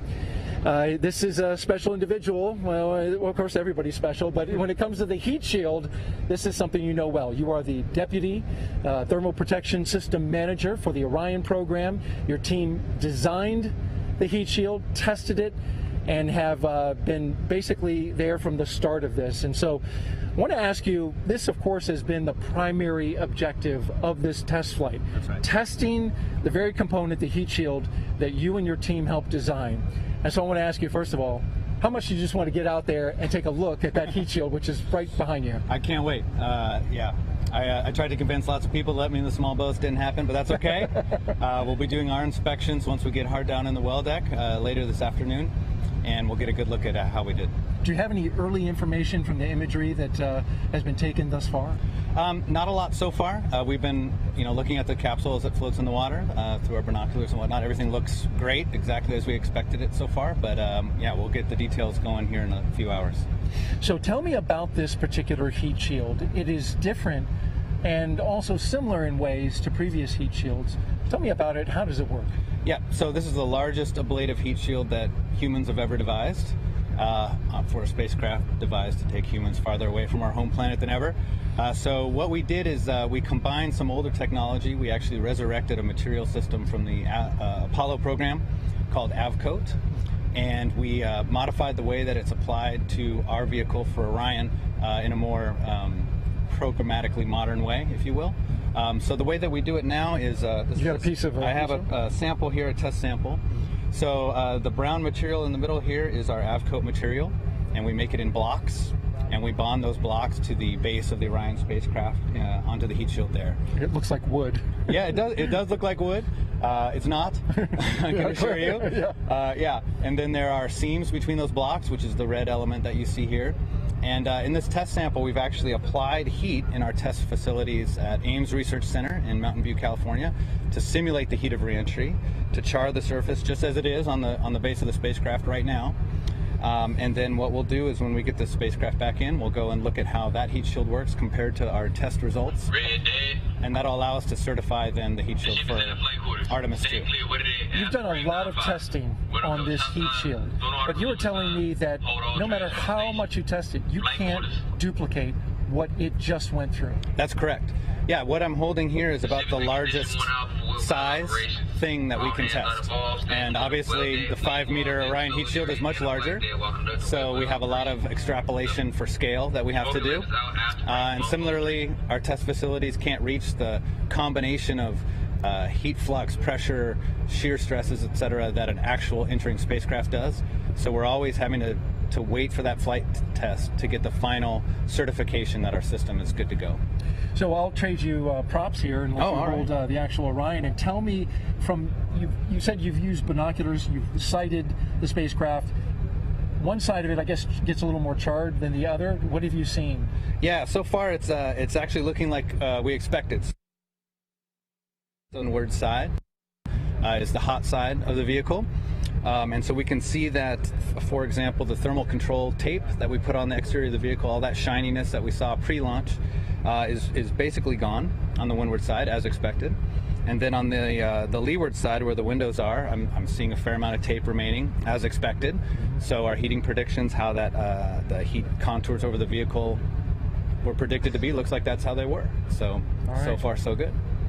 Jeremy Vanderkam, thank you so much for joining us. He is the Deputy Thermal Protection System Manager for the Orion program, and I know you're anxious to get that capsule in this well deck so you can get your eyes on it. Yep, I'm ready. Good luck the rest of the way, Jeremy. All right, thank you.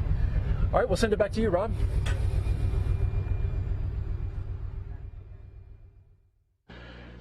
Thank you, Daryl. Back here in Mission Control. We're about 32 minutes or so away from the point at which the entry team of flight controllers plan to hand the vehicle over to the Exploration Ground Systems recovery team that Daryl has been involved with on the USS Portland. That will come after the completion of detailed flight test objectives, the last of which will be the restart of an ammonia boiler system to provide additional cooling for the vehicle. This is a test to see what kind of additional cooling might be required once a crewed mission returns from the moon to maintain the most comfortable level of cooling for a crew on board that is returning from the moon for an extended period of time, particularly if they wind up splashing down a further distance away from the recovery ship than Orion did today. Everything went perfectly during Orion's high-speed entry back into the Earth's atmosphere, and it splashed down and all of the post-splashdown activities that have occurred so far, as we will be continuing our coverage until Judd Freeling, the entry flight director, hands back the vehicle to the Exploration Ground Systems folks out in the Pacific.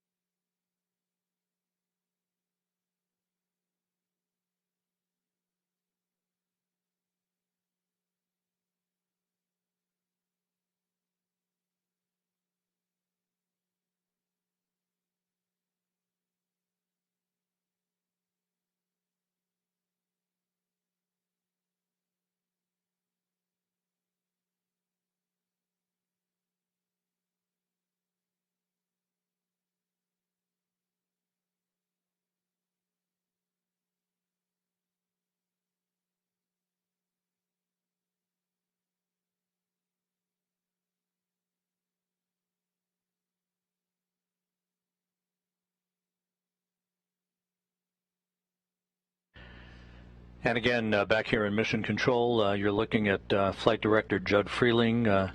In the middle of your screen, to his left, Flight Director Rick Henfling, as the entry team of flight controllers heading into the home stretch of their work here before they hand the vehicle back to the Exploration Ground Systems folks on the deck of the USS Portland, where, again, my colleague Daryl Nail is standing by with yet another guest. Thank you, Rob. And as you can see behind us, still right here on the port side, we have Orion floating, stable, and the Navy boats there tending the ship. And we should be sending them in, and in just about 10 minutes from now, they will begin sniffing for any hazardous gases that will be coming off, and then they'll secure Orion. In the meantime, we have Dr. Emily Spreen, the Sasquatch team lead for NASA. And if you thought that your name was unique, well, it is. It surprised me when I was on the ship walking by your door and I saw Sasquatch team. I thought, what might that be? And then I found out, and it's fascinating. Emily, tell me, first of all, what is the Sasquatch team? What do you do? So Sasquatch is in charge of generating waypoints for the ship and for the small boats, as well as creating footprints, which is where we get our name Sasquatch. So Sasquatch generates big footprints, and those footprints contain the debris field as it's coming down. And that's used to help position the helos in the air and keep people safe and outside of that debris field as we are, having a spacecraft splash down. Absolutely, and it's really incredible. You were explaining to me, how you calculate these footprints, and just for background, as the Orion comes down and separates out the forward bay cover, which reveals the parachutes, and then there are certain items around that, a sabot, a lid, various pieces are coming out of it, and your team is able to model exactly or approximately where those pieces fall in the water so that assets can get close. How do you figure that out? So a lot of the data came out of CPAS drop test. That's Capsule Parachute Assembly System drop test. Those are done out in Yuma. That was used to prove the Orion parachute system. From that, we were able to derive a lot of the aerodynamic properties of some of the debris objects, which I've got some here. Sure do. So these are drogue, lid, and sabot. They're not flight versions, but they are, representative size. These would be, on top and bottom of a parachute as it's mortar deployed like a cannon out from Orion. We've also got a smaller piece of debris here, and that's a pilot sabot. So essentially, at the drop tests, we were able to, really hammer down what those different aerodynamic properties are using rate of descent and then where those things touch down in Yuma. And we're able to use that in our model here for actual Artemis 1 operations. And as I understand it, there are 26 pieces of debris, right, that came out from, the separation of the forward bay cover and the parachutes, and you model every single one of those 26 pieces? Their model is a group, so, we've got a group of lids, that come off at drogue parachute deployment, right? So we've got, a couple lids that come off, a couple sabots. And so we say, the lids and sabots, they'll be in this footprint as that footprint descends and then goes into the ocean. And as it lands into the ocean, I guess the shape that it kind of takes is that Sasquatch, a giant foot. That's right, a footprint. With all that debris coming down, I mean, the different aerodynamic properties, this is going to be different than, say, the larger one, which is going to be different from the parachute. What kind of modeling goes in to be able to tell where that parachute's going to float? Because a parachute takes many forms as it's falling. Right. So we're taking in, we're using that CPAS data, but we're also taking in day of weather conditions. So we've got, weather people on board the USS Portland with us, and we're talking with spaceflight meteorology back in Mission Control in Houston, and we're getting information that we're using to take into account, because once things are on parachutes, just like you said, they're drifting. But with that, we were able to predict the CM splashdown location within a nautical mile. So that's impressive. Yeah, we're really, really pleased. It went beautifully. Wow, nice job to your team and to you. Thank you. That right there is impressive. I was just going to ask you, how about the rest of the debris field? Were you able to determine with what level of accuracy the rest of it came down? So right now, none of those other pieces have GPS information on them. We're hoping to get some information about that later. We'll see what the ship's capabilities are and what NASA's able to get from that. But that's something that's still in the works, so we'll see. All right. I'm pretty certain. Emily Spreen, Sasquatch team lead for NASA. Thank you to you and your team for doing such a great job with us and joining us. It's been an honor. It's been great. Thank you. All right. Rob? Thanks, Daryl. We're coming up on the 2-hour mark since Orion splashed down on target in the Pacific, west of Baja, California. The end to Orion's 25-and-a-half-day mission culminated a mission that was punctuated by a tremendous number of highlights, and we can take a look back at some of those highlights now. That began with the launch of the Space Launch System from Launch Pad 39B at the Kennedy Space Center at 1:47 a.m. Eastern Time on November 16th.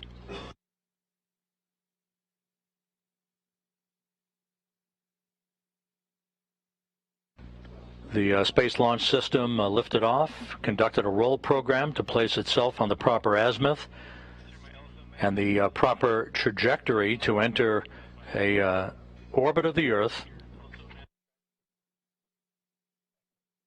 It would spend the Orion spacecraft itself with its associated European service module and the attached interim cryogenic propulsion stage would spend one orbit in low Earth orbit. And there is the separation of the core stage. The vehicle conducted a translunar injection burn that enabled Orion to break out of low Earth orbit and begin its trajectory toward the moon, and the elliptical orbit, the highly elliptical orbit, called the distant retrograde orbit, that provided the time that was required for Orion to acquire data on the space environment and the time required for engineers to test all of its systems and collect as much data as possible in this first test flight that would precede placing a crew on board an Orion spacecraft 2 years from now. This dramatic video of the Earth-Moon transit that took place showed and punctuated the fact that we were pressing away from our home planet to a distance of some 268,000 miles away from Earth, further than any human-rated spacecraft had ever traveled, for a spacecraft designed to return humans to Earth, eclipsing the mark set by the Apollo 13 vehicle back in 1970.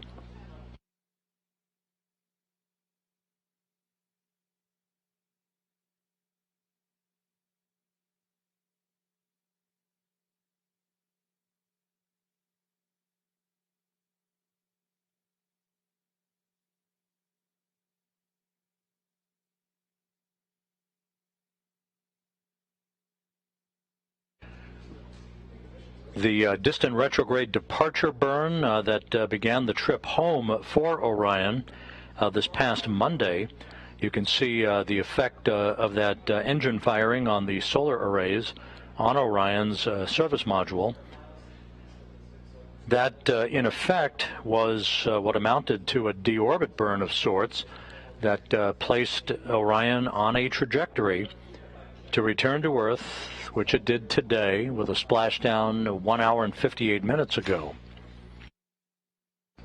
As we circled back around the moon for the return powered flyby, we saw a dramatic close-up of the moon and the crescent of the Earth in the distance, using the moon's gravitational field as a slingshot effect to set our sights on the Earth and the trajectory required to splash down in the Pacific, which we did, as Orion gently waits for the arrival of the recovery team that will begin the process of hauling the spacecraft into the well deck of the USS Portland.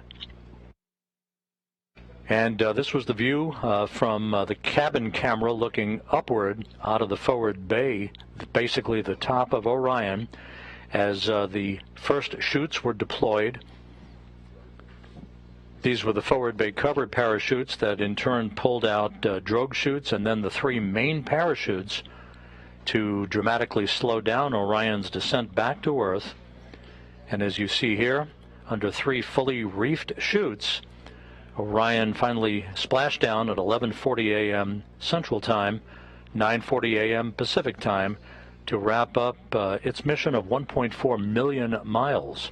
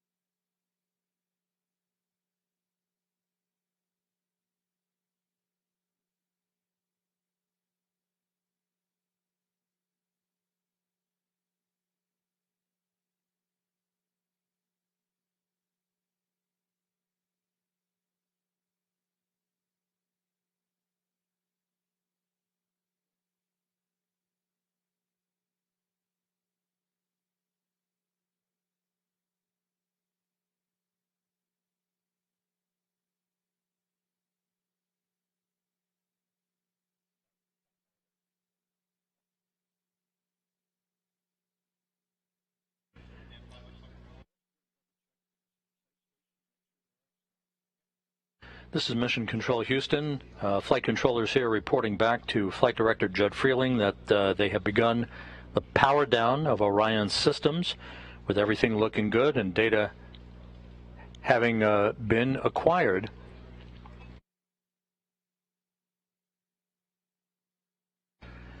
So the post-splashdown test objectives are nearing an end. The vehicle is being powered down, and we should be a short time away from the point at which Flight Director Judd Freeling hands over the vehicle to the Exploration Ground Systems folks out in the Pacific.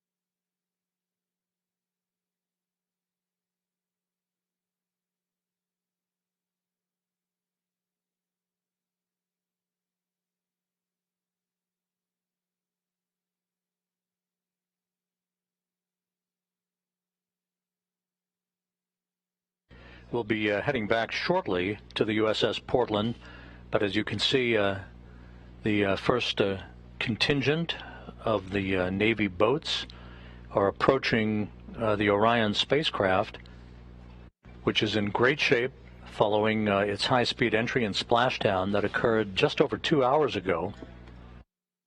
We're just minutes away from handing over the vehicle to the Exploration Ground Systems folks.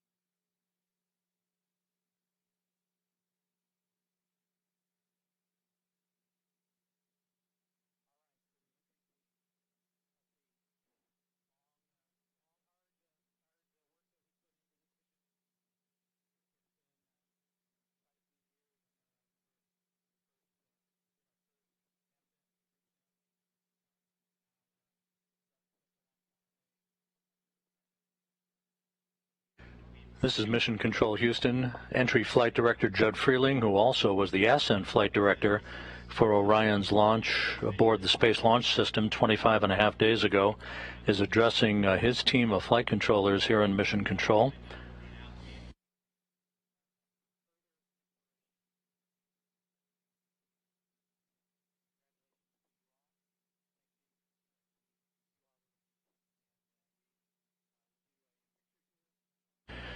With that, Judd Freeling has handed over the Orion vehicle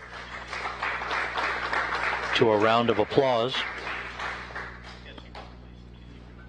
The vehicle has now been handed over to the Exploration Ground Systems folks out in the Pacific, where my colleague Daryl Nail is standing by with members of the Navy helicopter team that saw Orion up close and personal about 2 hours ago. Daryl?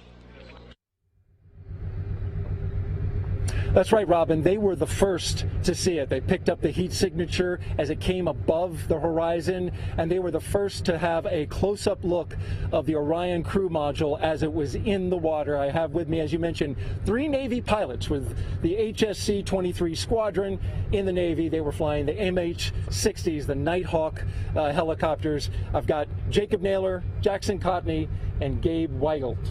Thank you all for being here, and it's great to have you. Thanks for having us. Yeah, thank you. Well, tell me, first of all, this operation, for those who were watching earlier on, we saw your helicopters going around the area almost immediately after splashdown. Tell me about how you're able to do that and then what unfolded for your mission. Yeah, so basically we have a FLIR camera mounted on the front of the helicopter and about 7 NASA personnel in the back. So while they're riding in the back, they're giving us azimuth and elevation angles to take a look at, and basically right away, even earlier than we expected, we picked up the capsule coming in. And so us 3 were the backup aircraft pilots, but we did hear it come over the radio that they had it captured right away. They have basically a FLIR that uses infrared, so it's seeing that how hot that capsule is coming down. They caught it a whole way down, which was exactly what we needed for that engineering data. easy to lock in on, right? At 5,000 degrees Fahrenheit, the bottom of the heat shield, that FLIR was just almost instantaneous as soon as that thing came above the horizon. Then you began capturing imagery, and we watched as the helicopters circled, and sometimes they were doing some pretty nice banks around the Orion crew module. What was that about, Jackson? Why did they take that path around Orion? Yeah, so the second part of the mission was to get a hazard analysis of the capsule, and then just engineering level fidelity data, like imagery from some of the photographers on board. And then we had another helicopter up that was testing out the new Angel beacon that the crews are going to wear eventually when the capsule does come down. So that all deals with our primary mission set of search and rescue, which is what we're hoping to do in Artemis 2, is to actually pull the astronauts from the capsule via the hoist. Right. And so you guys were also using data from the Sasquatch team. We just interviewed them and heard about the great work that they did in predicting where that debris field would be coming down, 26 different pieces as the crew module was getting its parachutes out and everything. Using that data, how accurate was it for you, and how did it help you fly around the area? So there was actually one of the NASA personnel in the back had a tablet which had the debris field on top of it, and as time goes on, that debris field could get a little smaller and smaller. And so they helped give us headings and guidances on where to turn and where to get the aircraft to avoid any of that debris field coming down and hitting us in the head on the helicopter. So yeah, right, and successful. You guys were looked great out there at sea, surrounding the capsule, flying. In fact, at sometimes very closely. We saw you hover. I don't know what the feet was, but it looked pretty close to the ocean surface. Probably about 50 feet above, just so that the photographers could get good data. And then we were kept safe by Emily and her team. The whole Sasquatch team helped us with the footprints so that we knew where we could fly, so that we'd be safe. Where does this rank for you guys in terms of your mission? I mean, you're young fellas, so you don't have your call signs yet, which eventually you'll get that. But being a part of this mission, it's very different, right? The civilian nature, where most DoD missions are not of that nature. So where does it rank in terms for you? What kind of what was it like for you? It's absolutely amazing, and certainly a career highlight for us up until this point. Yeah, we were still just in the backup aircraft, but just being able to just support these awesome pilots that were out there with us. We had Therapist and Ripper and Stapler and James. All of them did such a great job. So we're just really excited that this is both exciting for us and kind of plants that seed to be exciting for everyone else watching, and excited for the next mission with astronauts in it. So. And that'll be the next great part, right? So as Navy pilots, you'll be able to hover over top of the next capsule that comes down, and it's going to have astronauts in it. Briefly describe what you imagine that would be like. That's got to be an unreal experience. I hope I'm still around to be able to be a part of that, because that's got to be one of the greatest feelings ever. Pulling someone out of a capsule that's just been to the moon and back. Unimaginable feeling, I got to say. Absolutely. Well, thank you all. We appreciate you. Jacob Naylor, Jackson Cotney, and Gabe Weigelt with the HS-23 Squadron. Great job today. Thank you for joining us, and we appreciate you being here. Thanks for having us. So much. Appreciate you. All right, and here on the USS Portland, the mission continues. The operation to recover the Orion command module, which you see is still out there in the Pacific. We're awaiting the Navy boats to get a little closer to begin their operations and sniffing out hazardous gases and making sure that they are able to connect up to that capsule and tow it back inside the USS Portland, our Navy ship on scene here. That's going to do it for us, for the Exploration Ground Systems, the Department of Defense, and NASA. We want to send it back to you, Rob, in Houston, Texas.